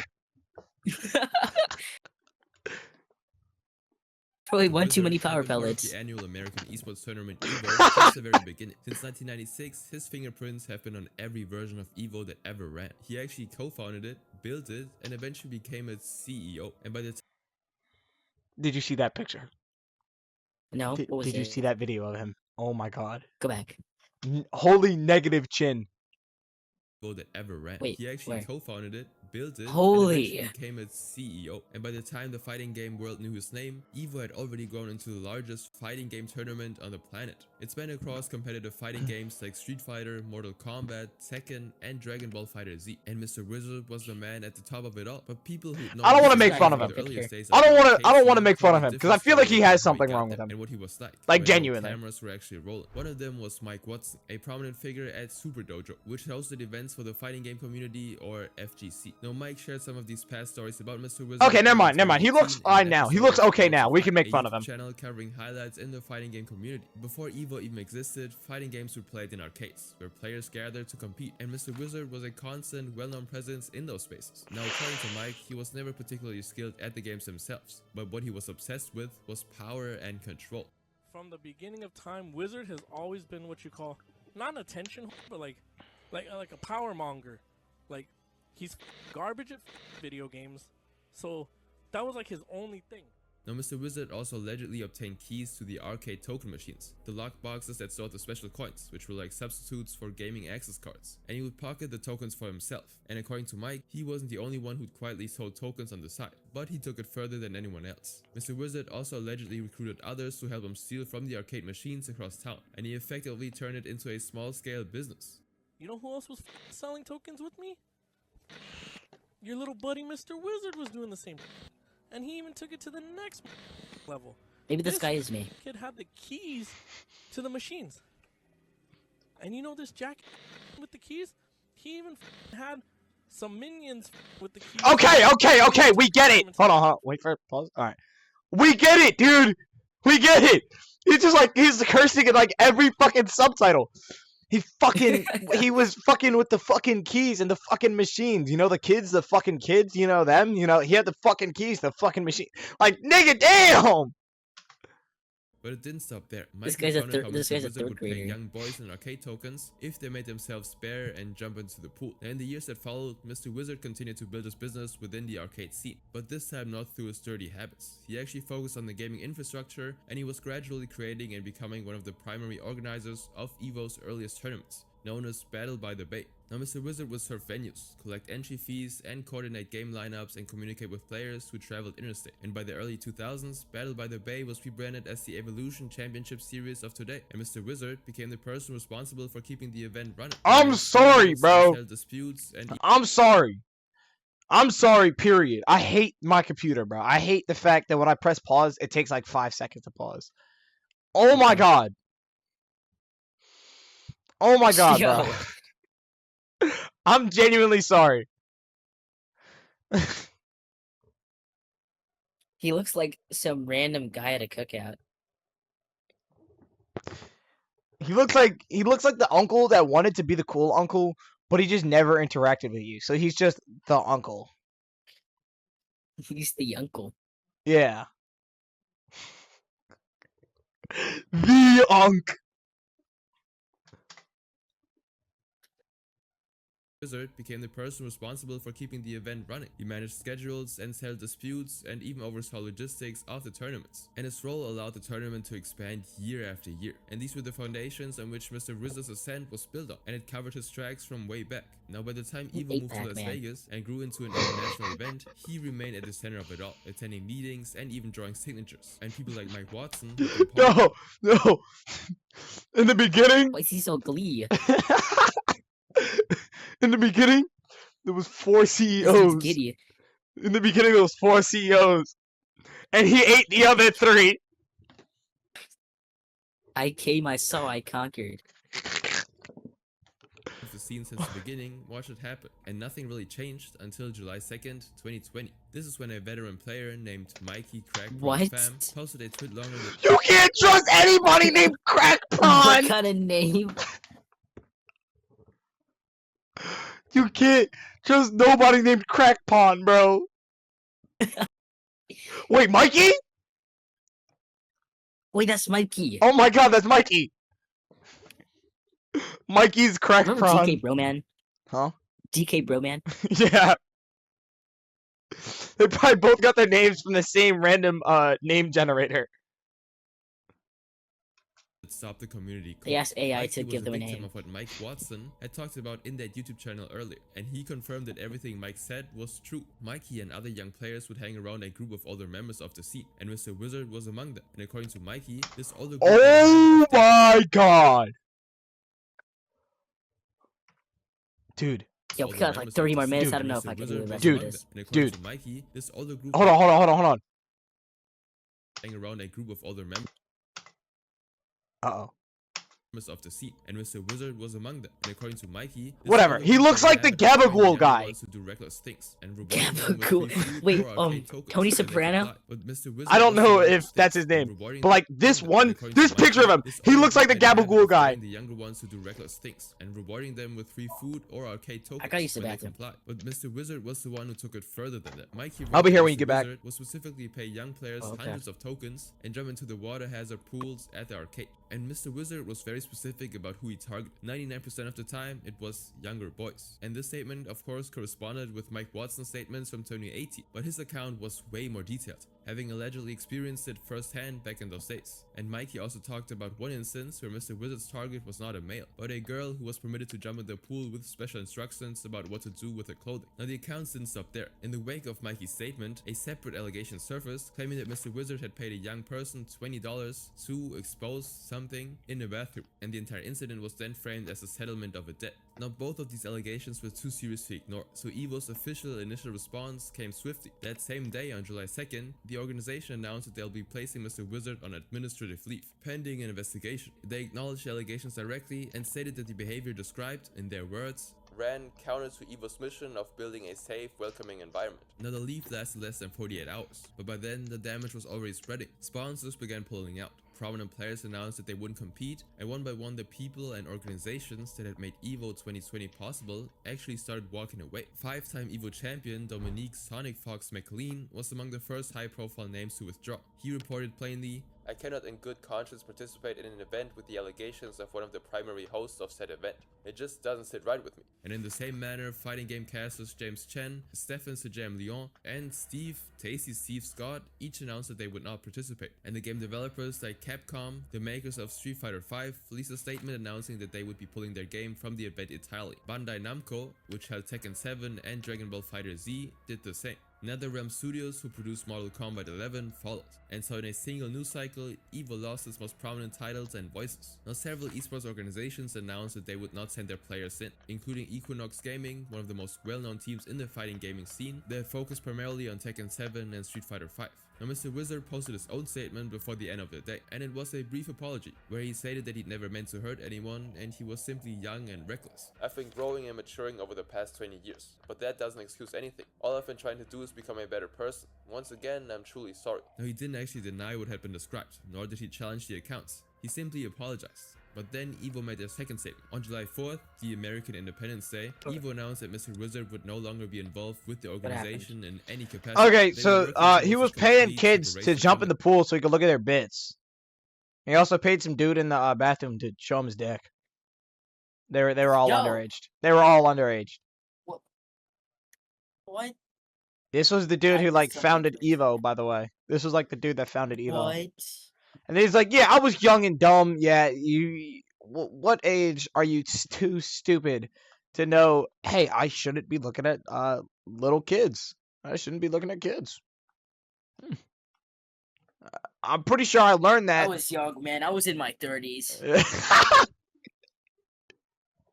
I was only in my 40s, bro. Come on. I'm just a little 50-year-old.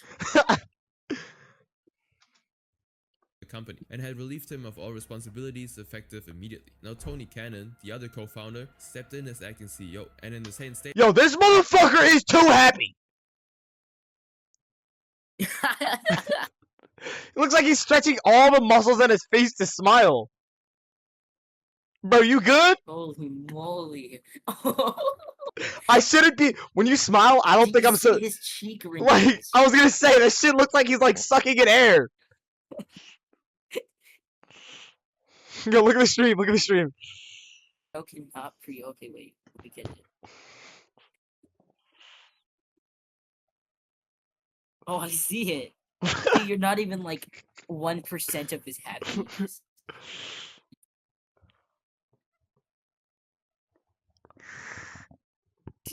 I don't know, man. Something's off about it. This nigga's a skinwalker. Nobody should have that much control over their face. Dude, this nigga's like Jim Carrey.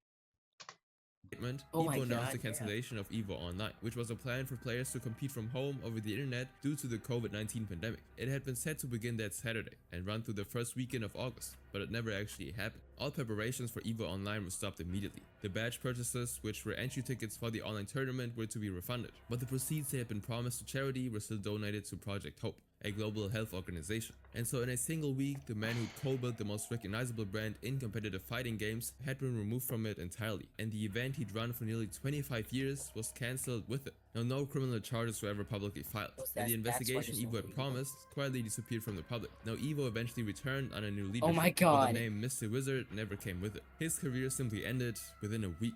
But this next case we're looking at nearly took a decade longer to unravel, and the person at the center of it had millions of people defending him the entire time. I wonder, like, where Mr. Wizard is. Who's that? That was the fat dude. That was fuck. How?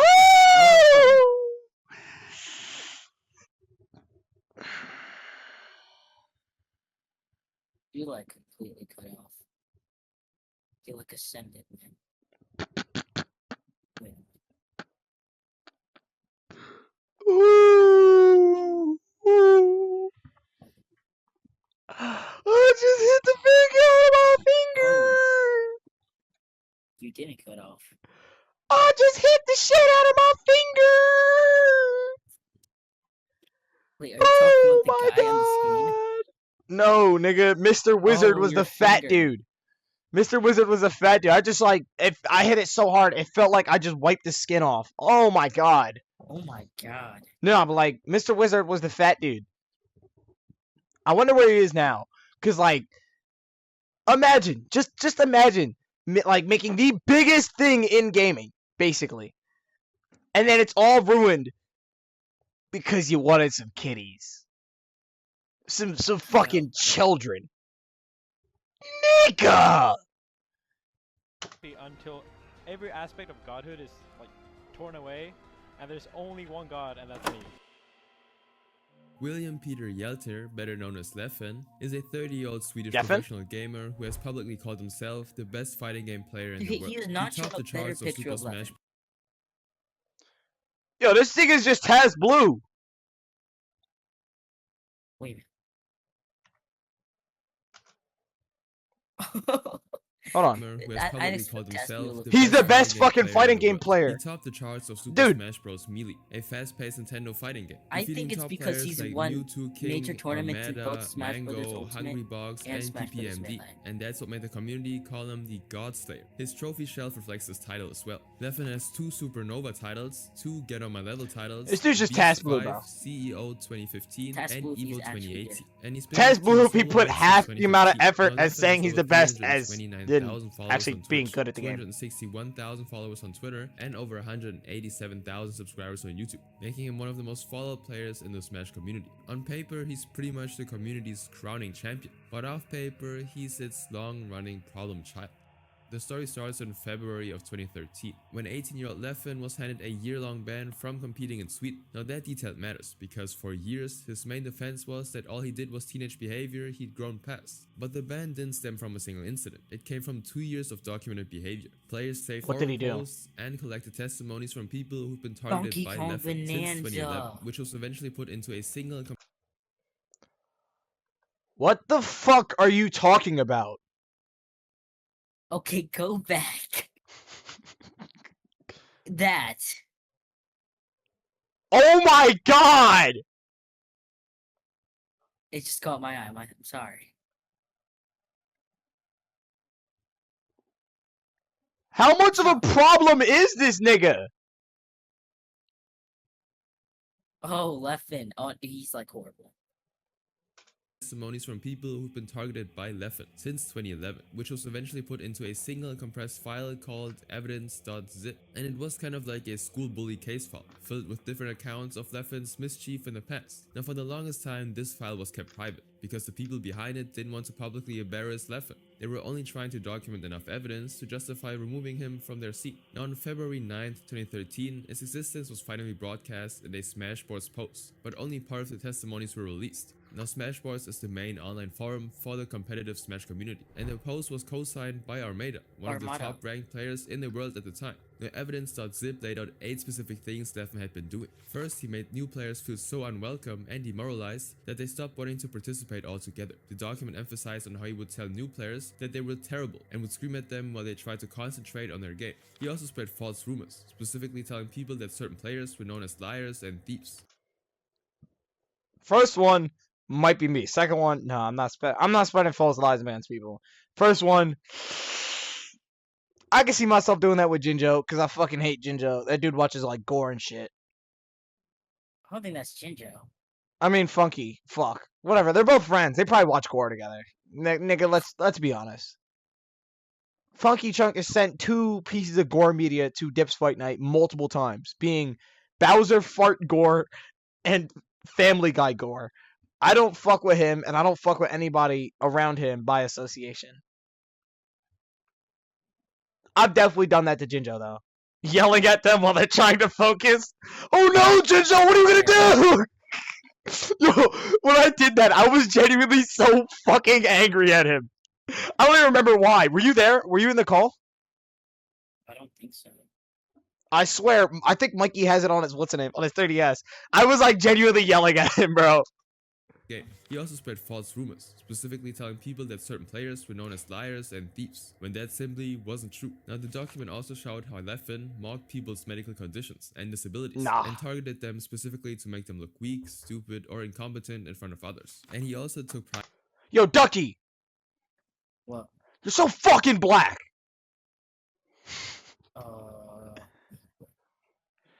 That's why you're weak, you're stupid, and what else was it? And you're unskilled. Yeah. Oh no. Relax. Huh? What'd you say? Relax. What? Chillax. Chillax. Jiggle lax? Chillax. Oh. Why did this nigga become nonchalant all of a sudden? Private personal information about people and stretched it into something worse than it actually was, and shared it around to damage their reputations. Now, still on the list was his habit of showing terrible sportsmanships at tournaments. He did this by constantly talking badly about people behind their backs in order to stir up drama, and he also turned people against each other. One other highlight was how often Leffen simply bullied people in person. He'd, for example, quietly manipulate situations so that specific people were left out of group trips, practice sessions, and community events, and then the excluded people never even knew why they stopped getting invited. Now, each of those 8 points came with documented examples. One of these examples involved a Swedish player named Rocky, who had a hearing disability. Now, Rocky once mentioned his condition to Leffen on Smashboards. Then, in Leffen's public response, he wrote, "We aren't all socially disabled like you." Oh no! Oh my god! Dude!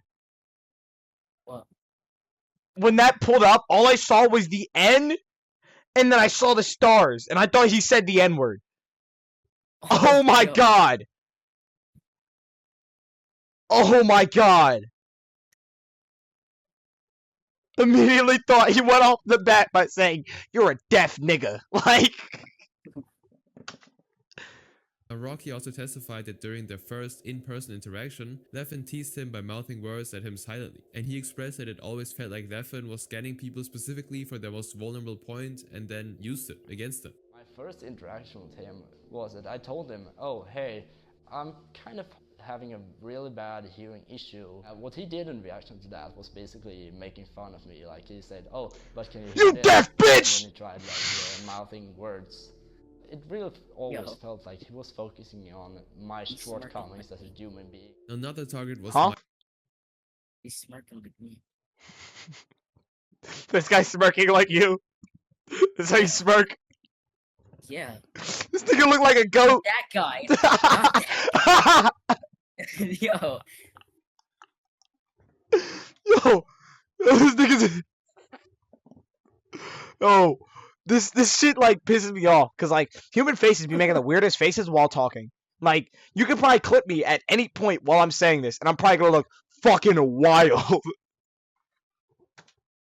Mike Hagar, another Swedish player in the scene. Leffen had written 2 separate public posts about him, and both were documented in evidence.zip. The first read, "Honestly, I wouldn't take any advice from you if you were the last person on earth, since really you're terrible at everything I value, whether it be mental health, social life, Smash, school, being fit, commentary, work, or simply not being as ugly." Now the second tone was similar in tone, but worse in content. Leffen wrote publicly that Mike placed last in team events without winning a single game, and he also... What the fuck is this on? What? What messaging software or like social media app is this on? I don't use any social media apps. What the fuck is this on? Linux. This looks like Linux. Linux, nigga, this looks like straight code. This shit looks like... Code. Yeah. This shit looks like actual coding, bro. This is what I imagine like the 1s and 0s are on in the Matrix. mocked him by saying that he burned himself on paprika so bad that he had to leave the tournament and his dad had to get his things. Now Leffen wrote that he still couldn't stop laughing about it, and these posts were written on a forum where the entire Swedish scene could see them. And there was also the road trip incident in 2012, where Leffen provoked a group of players who were traveling for an event, and one of them attested that Leffen went as far as deliberately keeping me awake at night and trying to sabotage our journey. Not only did he make sure to switch on all the lights in the RV, but he also made sure to keep the volume turned up so high that when the alarms went off, no one could possibly hear it over the noise. Now this attitude led to physical altercations between Leffen and the group, and after this incident, Leffen would go on camera 8 years later, on July 2nd, 2020, in the heat of the misconduct wave, to claim that he'd been physically attacked by the Smash player. Leffen said that he was struck 8 times in the altercation that occurred on the trip. I was playing Smash and he wanted to go to sleep. His alarm didn't wake him up, and took about 8 times before someone said anything, and no one really. Why the fuck is the music so loud? I'm trying to sleep.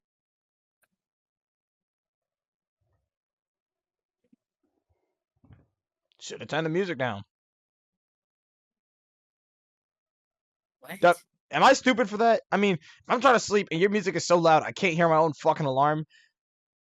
Your music's too loud, bro. What are you talking about? He said that the music was so loud that it didn't wake him.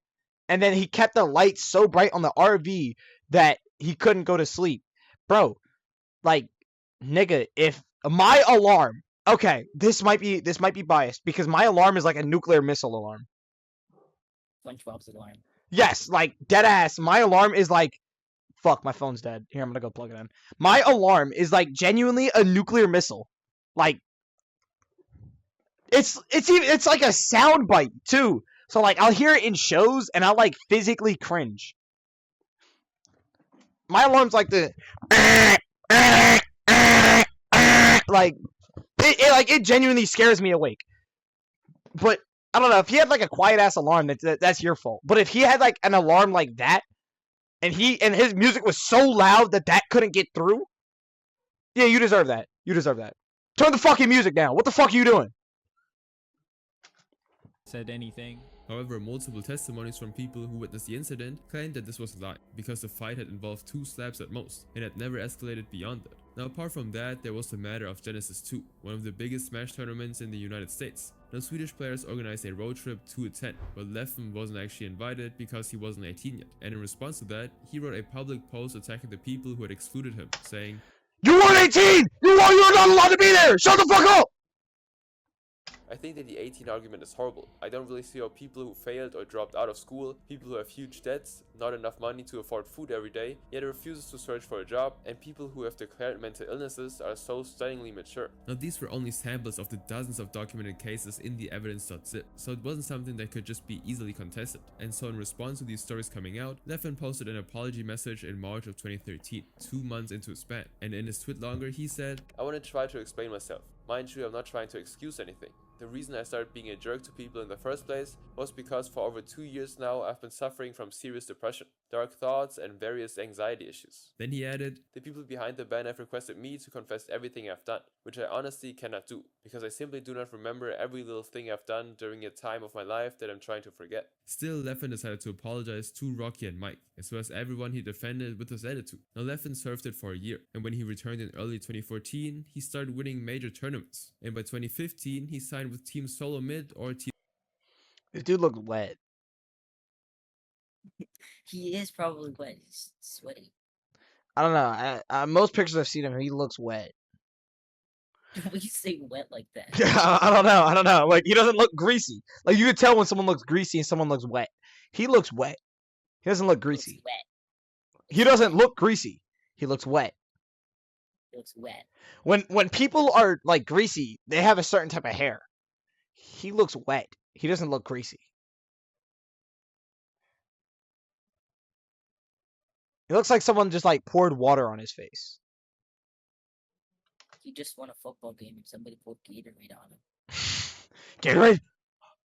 Yo, a top slacks. esports organization based in the US. Now the community was still tense with Leffen's presence. However, his brand endorsements provided a solid platform that was large enough to drown out the criticisms. And over time, the issue kind of died down.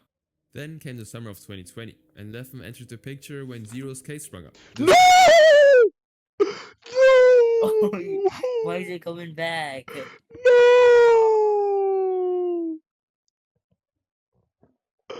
No, the jump scare! Oh my god! Oh my god! I'm gonna see his face. I'm gonna see his face in my nightmares, bro. Not dreams, the Same nightmares. Zero that we No. discussed earlier. Now he added his own stories to the ones put forward by both women, especially Jisoo, who'd accused Zero of showing her explicit anime when she was young. And rather than waiting to see whether Jisoo's claim held up, he moved quickly to publish 2 separate allegations of his own about Zero, both of which attested that Zero had shown people explicit anime in his presence. Now some concerned users told Leffen that his input could do more harm than good, since the facts weren't confirmed yet. They warned that Zero had expressed that he'd struggled with depression before the controversies even came to light, but Leffen responded that being depressed shouldn't excuse bad behavior, and so he continued his agenda against Zero. Now even when Zero took Jisoo to court, Leffen signed a sworn declaration of his own version of the events, to help her fight against Zero. Now when the truth finally came out, it was discovered that the Japanese fans were adults, who'd asked Zero for the content willingly, and that Jisoo's claims were proven in court to be false, and she was forced to take everything down she tweeted about Zero. Now at the end of the day, Leffen's allegations turned out to be false, but Leffen himself never made a comment on how he'd used his platform to push the issue. He only made a comment after Zero had attempted on his life, where he simply wished him a quick recovery from the ordeal. Now following the July 2020 things, Leffen faced another slap in the face in December of 2020, when a documentary called Metagame, which was centered around Smash players, gave some of Leffen's victims a chance to finally speak publicly. Now Rocky described his experience on camera, and others finally shared their thoughts about Leffen. He got banned by an entire country. His trash talk was different, to be honest. It wasn't Why you look so evil? He went very Angry ass motherfucker! Oh my god. Why does he look like his hat is like made out of steel? It probably is, but you don't want to mess with him. I punch metal for fun! I'd be angry too if my hat was made out of metal. See this? I was gonna make a joke, but I forgot. Go ahead, make that joke. Forgot. Make that joke. Forgot.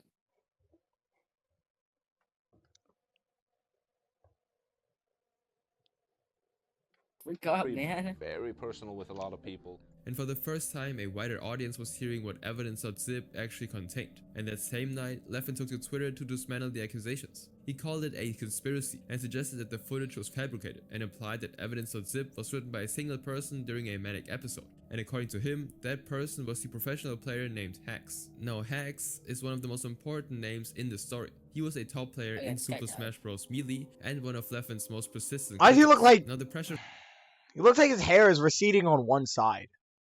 Or is that just the angle? This guy's a little different. Was a top player in Super Smash Bros. Melee and one of Leffen's most persistent critics. Now the pressure from Leffen's persistent Twitter posts forced Samox, the filmmaker, to censor future broadcasts, and so the parts where Rocky and other Smash players had spoken Samox. Yo! Look! What? Look at his name. C9? C9 Mango? That's tough! Tough! Are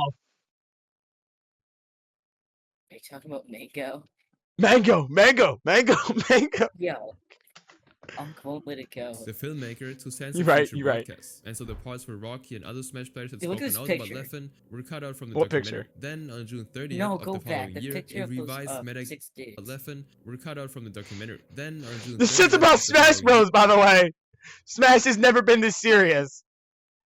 A revised metagame episode was released, and it was framed as a featured episode and contained 30 minutes of Leffen's own account, which totally discredited everything concerning evidence.zip. But in 2021, Hax released his own 2.5 long video titled Evidence.zip 2 Reupload. Oh my god, bro. Imagine, like, not only is that a 2-hour video, imagine having a 2-hour and 33-minute video exposing you. That shit's 2. So you know, like, a first one was made. That's wild. Which was a methodical his hair looks way better now.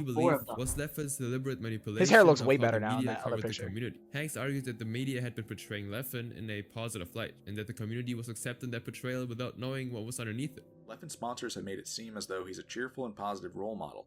This false narrative is amplified by interviews with other community members who know nothing about the truth either. Hex also explained I'm a his direct cheerful and involvement positive in role this model. circulation of evidence.zip. No, you're I'm the one not. who compiled the document with Leffen's Very Smash positive. Sports forum posts, which is why some people think I created evidence.zip. I didn't necessarily create evidence.zip, because other than that, I was just another person who testified. Now this video eventually led to Hex's ban from the Smash scene in 2020.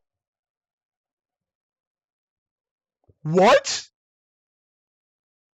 He did nothing wrong. Oh yeah, they like perma-banned him, and then it got like escalated. It escalated really quick. All he You did was see say, what's what. yo, this dude's low-key kind of a bad guy because he likes to insult people with disabilities for their disabilities. He got banned from like everywhere. He couldn't compete at all. And you'll see what happens. I'll just let you. And this ban was indefinite and was signed in a document by multiple tournament Oh my God, organizers the videos who of this accused Hex of offenses ranging from bullying and defamation of Leffen's character. Now Hex of course fought back by submitting an appeal for another ban on Leffen in January of 2024, and around that same time he leaked all of the 2013 evidence.zip testimonies. Now prior to this, only a few accounts had been made public, but everything concerning Leffen, which had been saved, compiled and compressed, was now publicly available for anyone to read. However, this surprisingly didn't change anything. The ban appeal went nowhere, and Leffen remained in the scene, and he's still today competing and still maintains his winning streaks. And he also retained his Twitch following, sponsors. Leffen plays Smash Ultimate, right? No, he plays Melee. Fuck! What? I'm not switching to me. I was gonna say, if I become a big creator, which I want to be, if I ever come across like Leffen, I'm gonna win and I'm gonna make fun of his ass. Dude, Melee's like a different thing. Yeah, I'm not touching Melee though. Who? I don't touch any other Smash game. Whew. No. I got enough knowledge from Smash Ultimate. Fuck no. That shit's like playing checkers versus chess. Fuck no. I'm good here. I'm okay here. And TSM contract. Meanwhile, evidence.zip is still out there, filled with named victims. Now this next person was the yardstick of petty crimes, and his sharp LTG! It's him! tongue made him a hated figure, but in a very comical way. Your life is nothing. Oh my God! Zero purpose. Oh my You should God. kill yourself now. Oh my God! There's the case The of him. infamous gamer and streamer Dale Emmanuel It's the Wilson, dude! popularly known as O Tier God or LTG for short, does had just play finished Ultimate. issuing a public challenge to the entire Smash Bros community. He was already known for his foul mouth. You're gonna stay on my until you die. You serve no purpose in life. Your purpose in life is to be in my stream sucking on my daily. And for raging off mid-match when things stopped going his way. This nigga hilarious. Laggy, I can't even play. That shit had to be. Yo, that shit had to be like world record leave, bro. Oh my God. Bro, get the. Low Tier God declared in a tweet that no one in the Smash community could beat him in a set, which is a gaming term for a series of matches. Now this No! Low tier God, I kick your ass, nigga! statement was of course provocative and Let's- impossible to ignore, prompting the Smash player Anti to accept the challenge. But when they finally sat down to have a match, Low Tier God of course lost to Anti. He then lost his composure online and started posting insulting tweets about the game and everyone connected to him. He said, I didn't take you seriously, and I got randomed out by a Starpy Kenny. Yo! Yo! Ain't nobody could beat me. Ain't nobody can kick my ass. Even bro man DK, he can't kick my ass. And then after I lose, Is he back? no, he's not back. No. Yo, I kick anyone's ass. And then when I lose, man, this game fucking sucks, bro. Everybody fucking like this game fucking sucks, bro. Like if you play this game, you fucking you just stupid, man. Like come on. Then he started blocking people for hyping Anti, who he called a fraudulent coward. Now 3 years later, in 2019, LTG did something that surprised everyone who'd been watching. He actually joined the Smash scene, the very community he'd publicly mocked. Oh my now, God. Low Tier God wasn't immersed in the controversies that rocked the Super Smash Bros. Scene in 2020, because his own legal and personal history Think was a he ever different did story any entirely, tournaments? and it stretched back Huh? You think he ever did any tournaments? I don't think so. He wouldn't make it. He wouldn't make it in a tournament. well before It's like any if he gaming was- challenge. Jamie's gonna Low start Tier God first. was born in South Central. The moment he loses the game, you just see like his record just like DQ, DQ, DQ, DQ, DQ. Los Angeles. Now, based on what he has shared through streams over the years, Low Tier God grew up without a father, was bullied through school, and experienced something deeply damaging at a young age. A teacher's teenage daughter took advantage of him well before high school. By his own admission, the incident happened more than once, and he'd never went to therapy for it. And in the year 2005, LTG's behavior started reflecting in court records. He'd actually received a restraining order in connection with a domestic violence case involving his girlfriend at the time. And in the filed documents, she stated that LTG had made threats against her life. Now 3 years later, in 2008, LTG's name appeared on a second criminal record. This time it was for a felony charge for being in possession of stolen goods. And court documents also showed he served 38 days in jail. Now, due to these records, stable employment became difficult, so LTG went online to start earning. His first YouTube channel launched in 2006 under the name Sparrow25, and his content revolved around short clips of himself showcasing his singing skills. Now, by 2011, he actually rebranded and changed his username to Low Tier God, and now instead of singing, his focus was fighting games. Now, Singing outside of Walgreens? I think I heard of that. Loud, combative, and built entirely around his reactions to losing. He would pretty much just trash talk his opponents, then insult his viewers, and then yell at the camera when things didn't go his way. And the fighting game community noted, but not Pac-Man reference!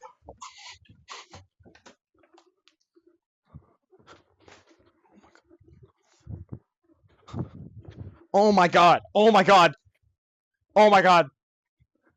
Oh my god. Is that a fucking Pac-Man reference? Holy shit. Oh my god. There's no way. Is that a Pac-Man reference? Okay, that's Pac-Man. Oh, I get it. There is no way. Oh, they showed Pac-Man on the screen once, and now you're like on this whole thing. I'm sorry. He intended. He actually became somewhat of a joke instead of a threat. Now, the incident that first defined him publicly became after a loss during a stream. Low Tier God stared directly into his camera and told his opponents that their life was worthless, that they deserved zero purpose. That was on Smash? Okay, that shit was more funny than like insulting. I feel like if I was told that, I would be like, yo, this nigga's so fucking angry. They should end their own existence. Your life is nothing. Your life is nothing. You serve zero purpose. You should kill yourself now. And then before AI, this was like the first meme that got it. Before AI, they fucking made his eyes lightning and shit. Yo! You serve zero purpose. You should kill yourself now. And he didn't apologize or address it. He just continued streaming afterwards. Then came the Broly Lex incident, also in 2014. What happened? What happened? Okay, we went from funny. We went from fun. Is this what Low Tier God did to a man? Oh my god! Michael, otherwise known as Broly Lex, was a competitive Street Fighter player who controlled this game with his mouth because of a physical disability, and he'd actually been ranked the #1 Chun-Li player in Ultra Street Fighter 4 from 2013 to 2017. Oh my god! Now Low Tier God and Broly played their match on. Yo, they had to what's it name? They had to blur. They had to blur the titties. Low Tier God, of course. Too much ice. But Too much losing ice. wasn't even the main story. It was what he said after and before. Before the match, LTG had mocked Broly's appearance and compared him to Krang, the shriveled villain from Teenage No, comparing a nigga to Krang is crazy. Mutant Ninja Turtles. And then after losing the match, he called Broly a slobbering, worthless person. And once again, Low Tier God didn't offer any apology or even return. Okay, slobbering worthless person is bad because if that's not funny enough. That's not funny enough. That's just like mean. It's just that's just mean. That's just not funny enough. Back to the statements. I don't give a what match he posted. He's a worthless human being. Worthless piece of specimen. Give a about this ugly slobbering. And Broly would eventually pass away in March of 2024 at the age of 35.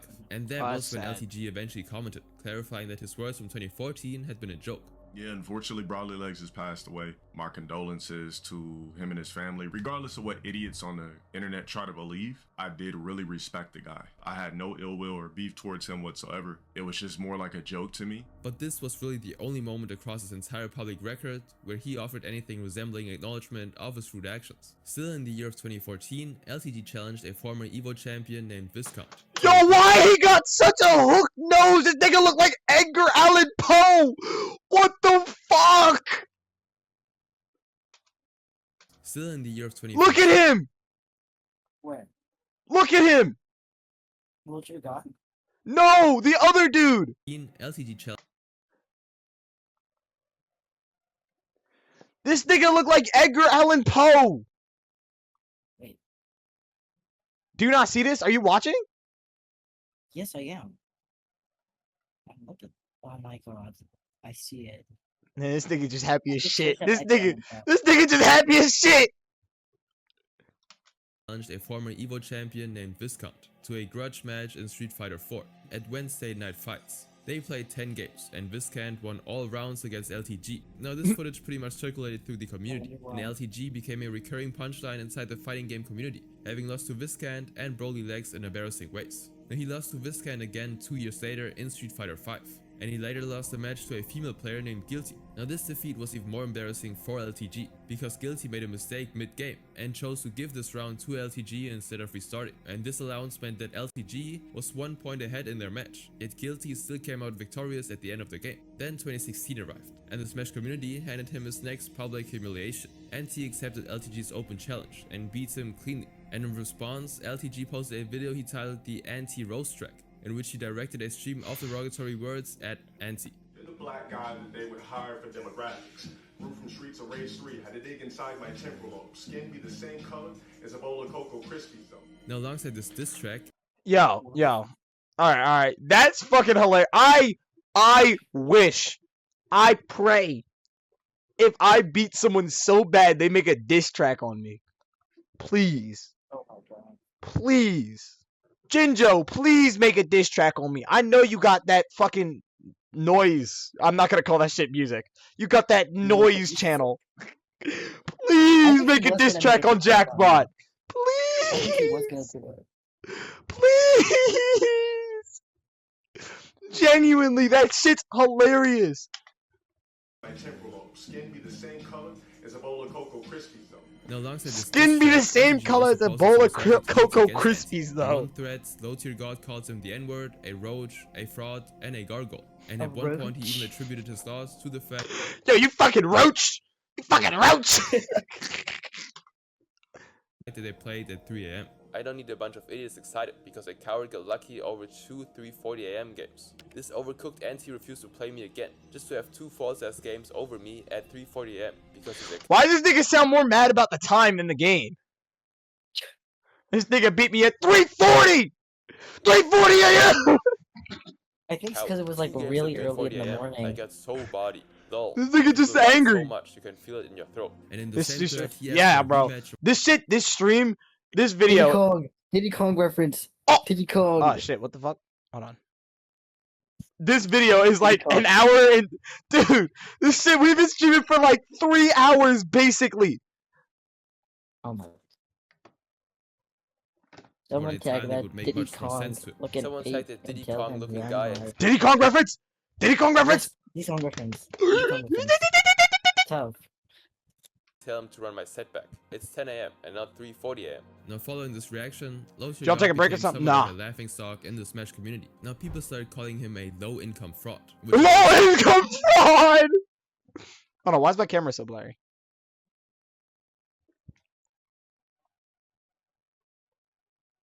Hold up.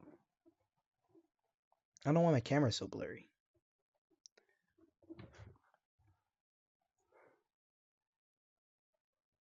That's better. Low income fraud.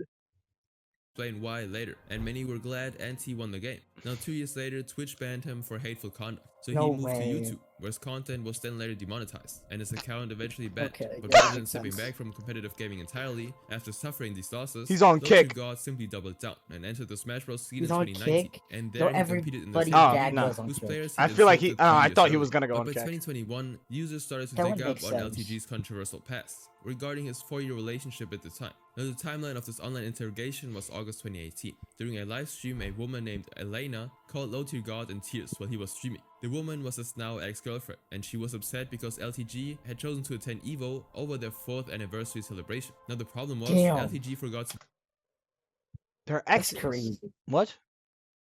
If they're I don't think exes. they were exes at the time.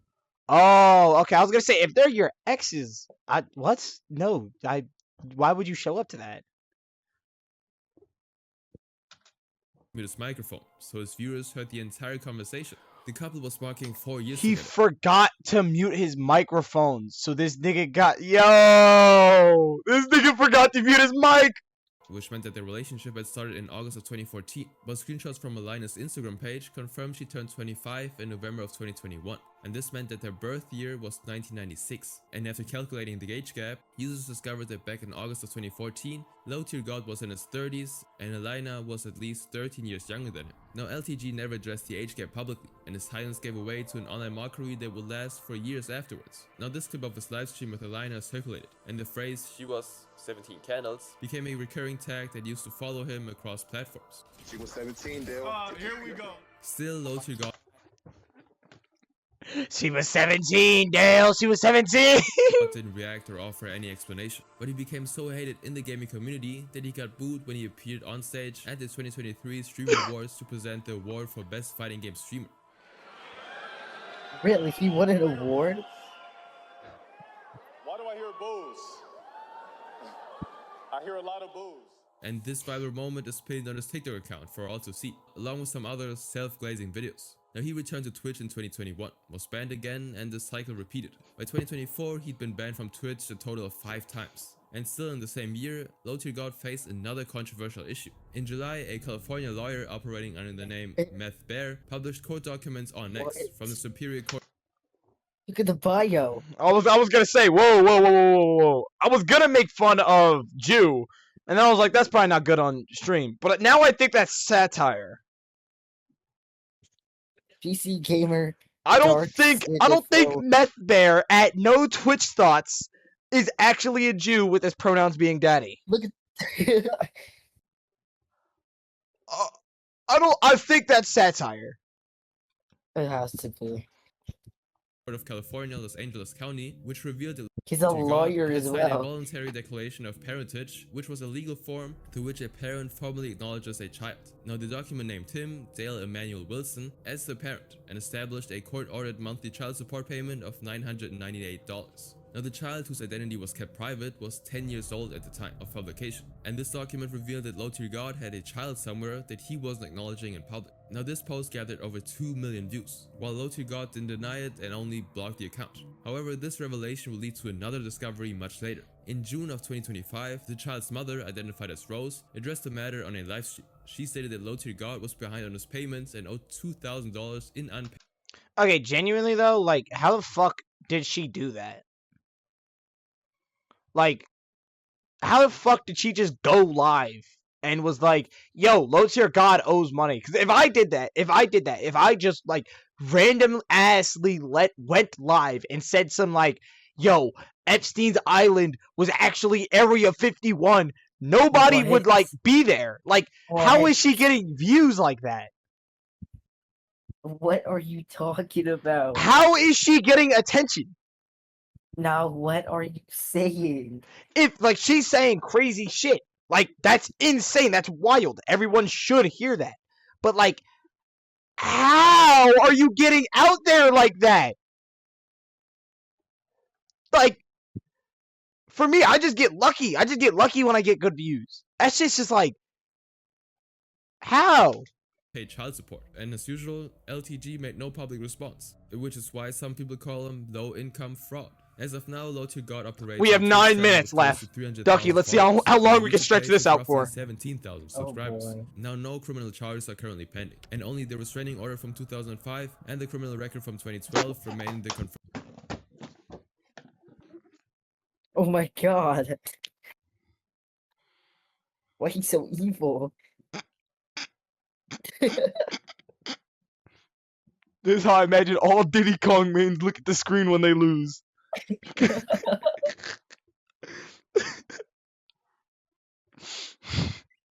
is how I imagine Puff players in real life, bro.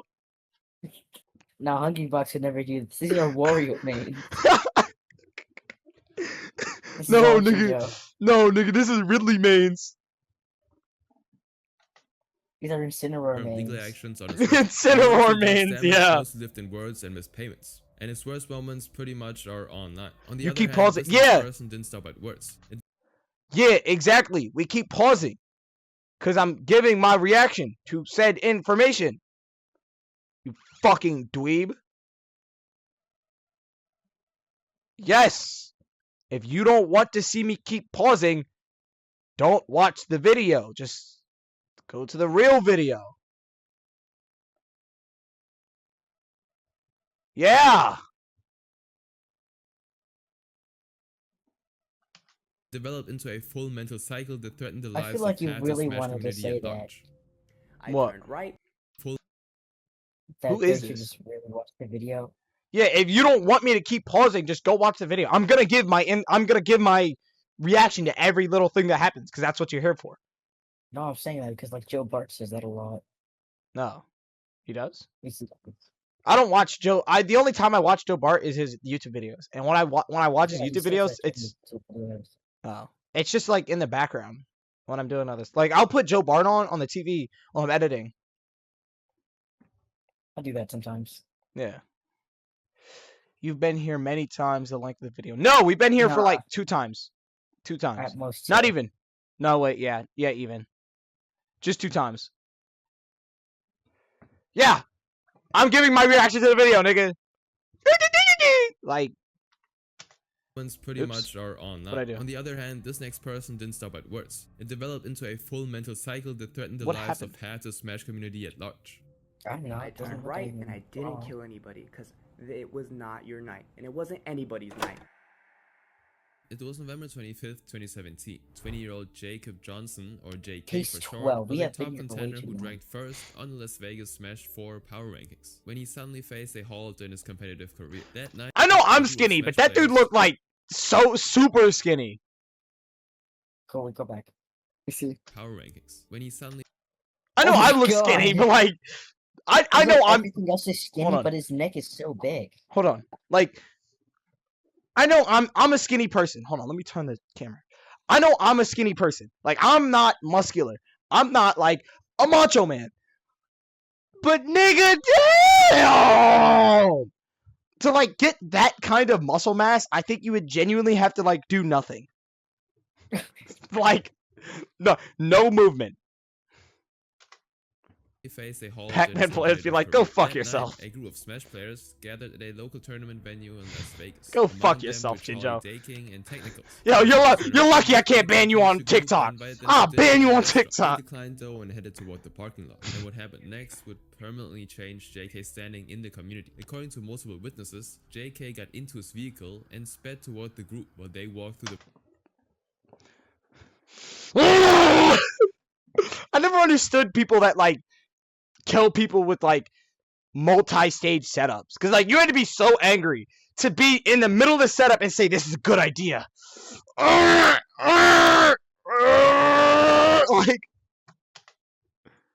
parking lot. Now the group barely managed to jump out of the way, and in response they immediately confronted JK, claiming that they knew it wasn't an accident. Now JK immediately admitted that he tried to hit them on purpose. He told them that he didn't care if the crash had killed him or any of them in the process. And so within 24 hours, Las Vegas tournament organizers banned JK from attending tournaments in the area indefinitely. And 2 days later, on November 27th, he issued a public apology. you can't apologize for trying to run someone over. You can't. In a statement, he explained that he suffered from multiple Oh, mental my bad, illnesses my such as bad. chronic depression, Butterfingers. Ooh, like, shut the fuck up. I have ADHD, depression, bipolar, manic disorder. Shut the fuck up. You tried to kill somebody. You are a danger to people around you. ADHD, bipolar manic disorder, which may have been the reason why he acted that way. I'm seeking help from a professional and have a psychiatric appointment. Sorry for all the stress I caused. Now this was super random. Tournament organizer Sean Regan reviewed JK's apology and found it insufficient. JK hadn't directly addressed the people he tried to run over, or taken full responsibility for putting their lives at risk. Sean believed that JK never truly saw the need to. To message every single part of the party that was involved in the Does my head look like that? Fuck, I was gonna make fun of him for that, but my head looks like that as well. He looks like he doesn't have a face. He looks like his head just like, his neck just keeps going. Ducky? Yeah. You good, bro? Bro, this has been way too long, bro. I'm tired. You dying, bro? You dying out there? You over there, like, your eyes? Oh, what's going on? Ducky, we have like 4, 3, 7. We have like 7 more minutes left, Ducky. You got this. 7 more minutes. We got this. You got this. 6 months ago. Now, at the end of his note, Sean confirmed that JK's indefinite ban would remain in place until he could prove that he was mentally in place. Now, amidst these issues, JK was still held onto a strong belief that it was still safe for him to compete with other players and he shouldn't be banned. And for me, I feel like I'm completely safe with everybody in this room.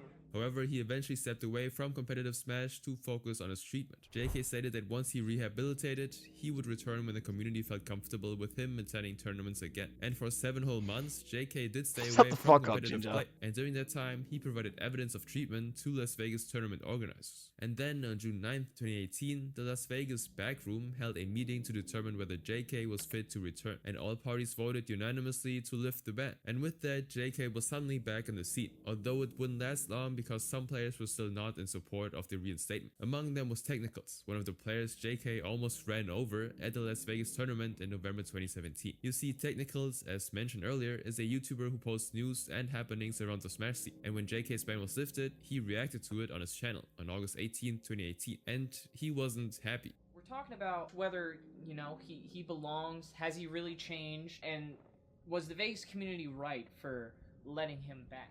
In response, JK posted an apology video the next day. It wasn't anybody's night. But you know what, Tech?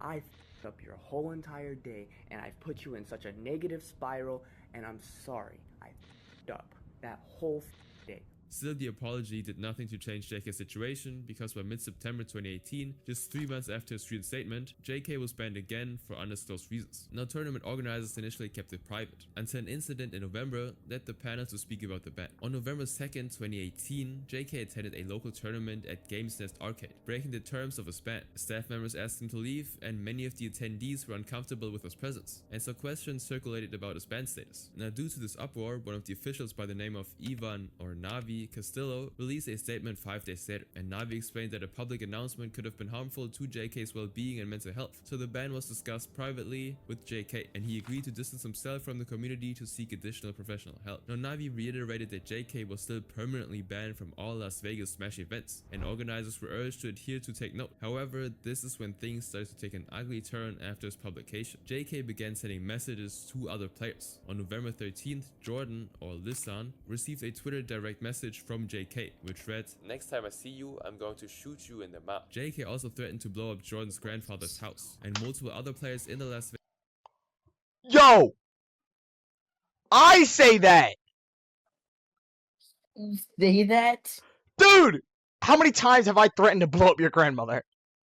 Oh, yeah. Oh my god! Oh my god!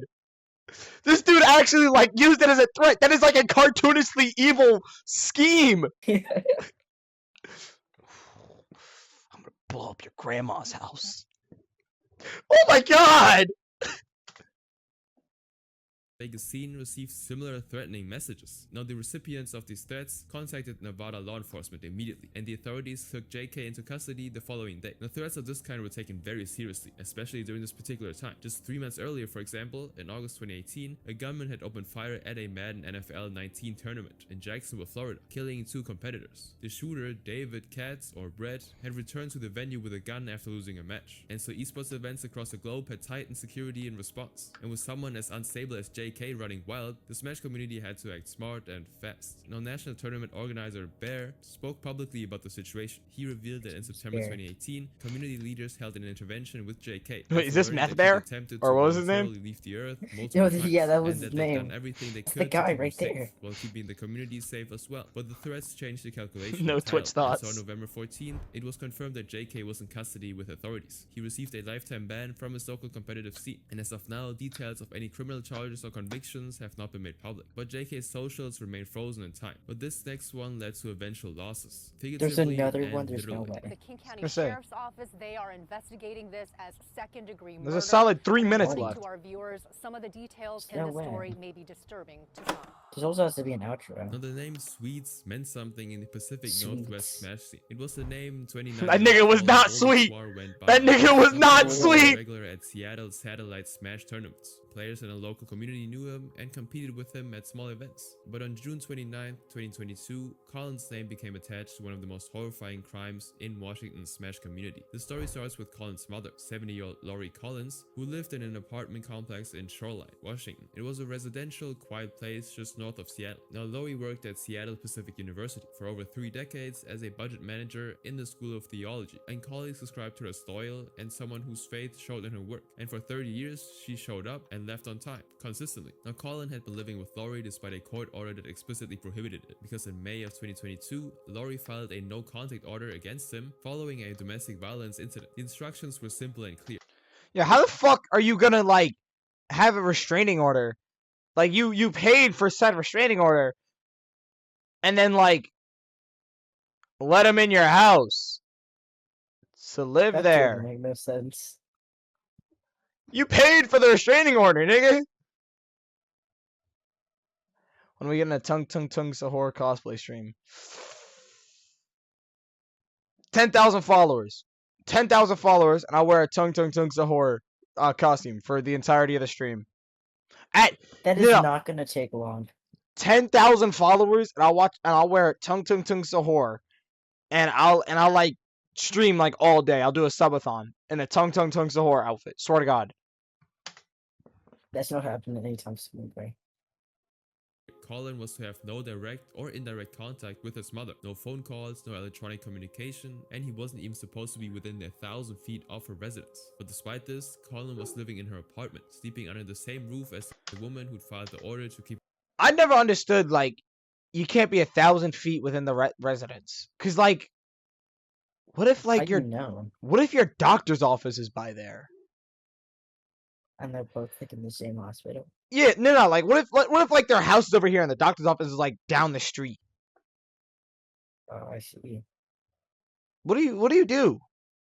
You get a new doctor's office? What do you have to take? What if you have to take a detour? What are you saying doctor's office? What? Why are you saying doctor's office? Because that's where the doctor is, in the doctor's office. Yo. Like, what if you have to take a detour to get down somewhere else? And you have to pass by their, what's the name? Like, what if they live near a bridge, right? And you have to use the bridge every day to get back and forth from work.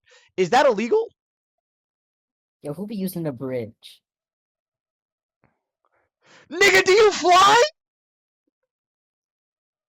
What job do you have to work to use a bridge? No, like, across the bridge. Like, say you work at, like, a 7-Eleven across a bridge. Yo.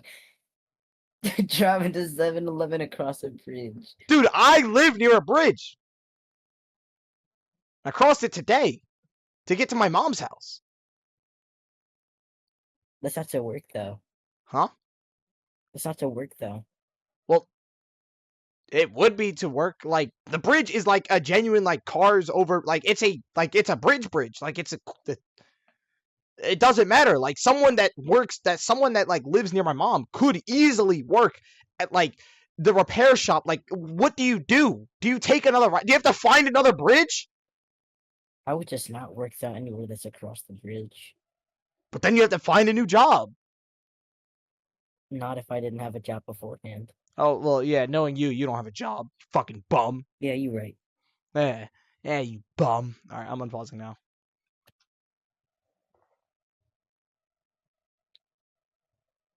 From away. Then came the early hours of Wednesday morning on June 29, 2022. A neighbor heard screaming from Lori's apartment at 2 a.m. and this loud noise was followed by thumping sounds. And hours later, the same neighbor noticed another strange thing. Lori's car was still in its assigned parking spot during hours where she would have been at work. And these were so Shut the fuck up, Jinjo. to call for a welfare check. Now, King County deputies arrived at Lori's property at around 9 a.m. They knocked and Colin actually opened the door, saw them, and then shut it immediately. Now, minutes passed and he opened it again, but this time he stepped outside and locked the door behind him. Now, the deputies knew about the protective order and wanted to speak with Lori to understand why her son was standing at her doorway and not her. So they asked Colin where his mother was, and he told them that she was at work, but they weren't convinced because Lori's car was of course still in the parking lot. So the officers changed the topic and asked about the screaming and thumping sounds the neighbor had reported, and Colin said that he'd had an argument with Lori and it happened all the time, but they still weren't convinced. So the deputies tried calling Lori by phone, but of course there was no reply. So they simply forced their way in, and in the bedroom upstairs the officers did find found Lori, but not in the way they expected. Her body wasn't connected, and a baseball bat rested just a few feet away. Now the officers arrested Colin at the scene and charged him with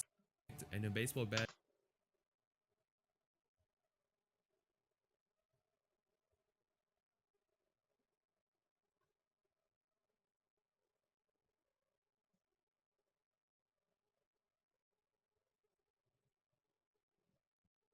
Holy, oh my god.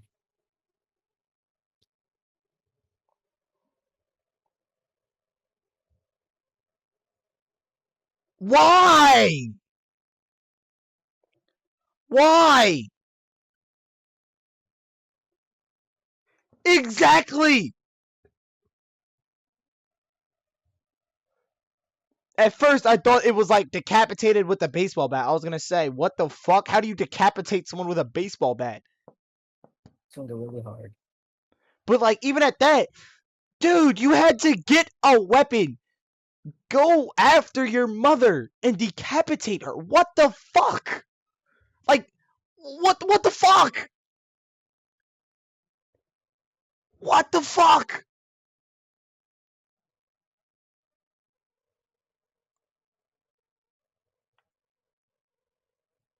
Like, this shit genuinely got me shocked.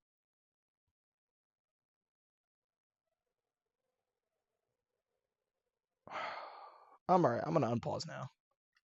Rested just a few feet away. Now the officers arrested Colin at the scene and charged him with second-degree murder. And within 24 hours, the Western Washington Smash scene learned what happened. And so of course, Satellite Smash, local tournament organizer, issued a permanent ban for Colin. And while many supported the ban, of course, others actually posted comments asking why Colin still couldn't compete and when he'd start streaming again. Now regardless of the diverse reactions, the Western Washington Smash panel and Hey guys, dude, all he did was behead his mom. Like, why can't he stream?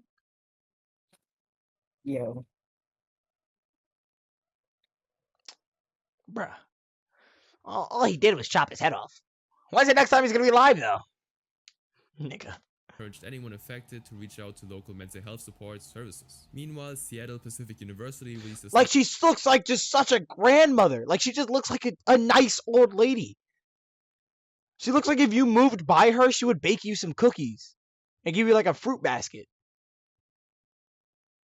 She looks like such a nice old lady. Statement in honor of Lori, which read, "The university is deeply saddened by the death of our longtime and treasured colleague. She was a loyal and dedicated assistant for many departments. She will be profoundly missed by the SPU community." And further investigations revealed more testimonies from neighbors. And according to these reports, Lori and Colin had ongoing issues, including mental health struggles, and the no contact order the elderly mother had filed in May indicated that those issues had escalated to violence, and that she wanted to protect herself. Unfortunately, it wasn't enough. As of now, there aren't any updates regarding Colin's case, and the details of what happened that night remain unknown. He remains in King County Jail on a $2 million bail, though.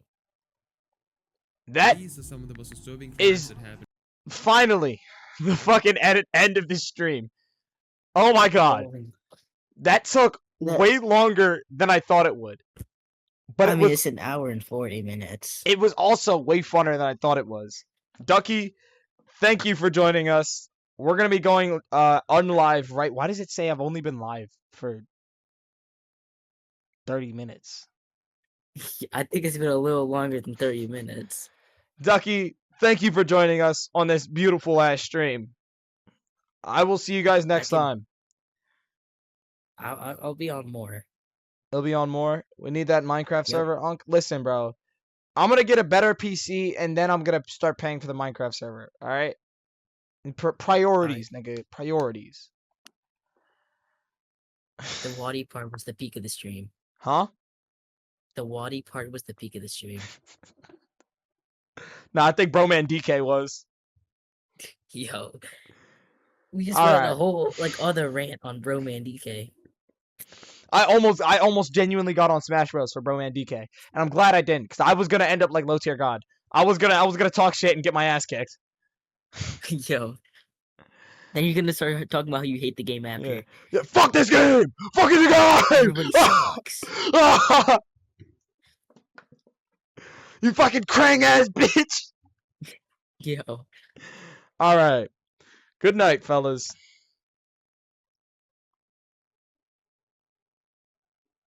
Hold up.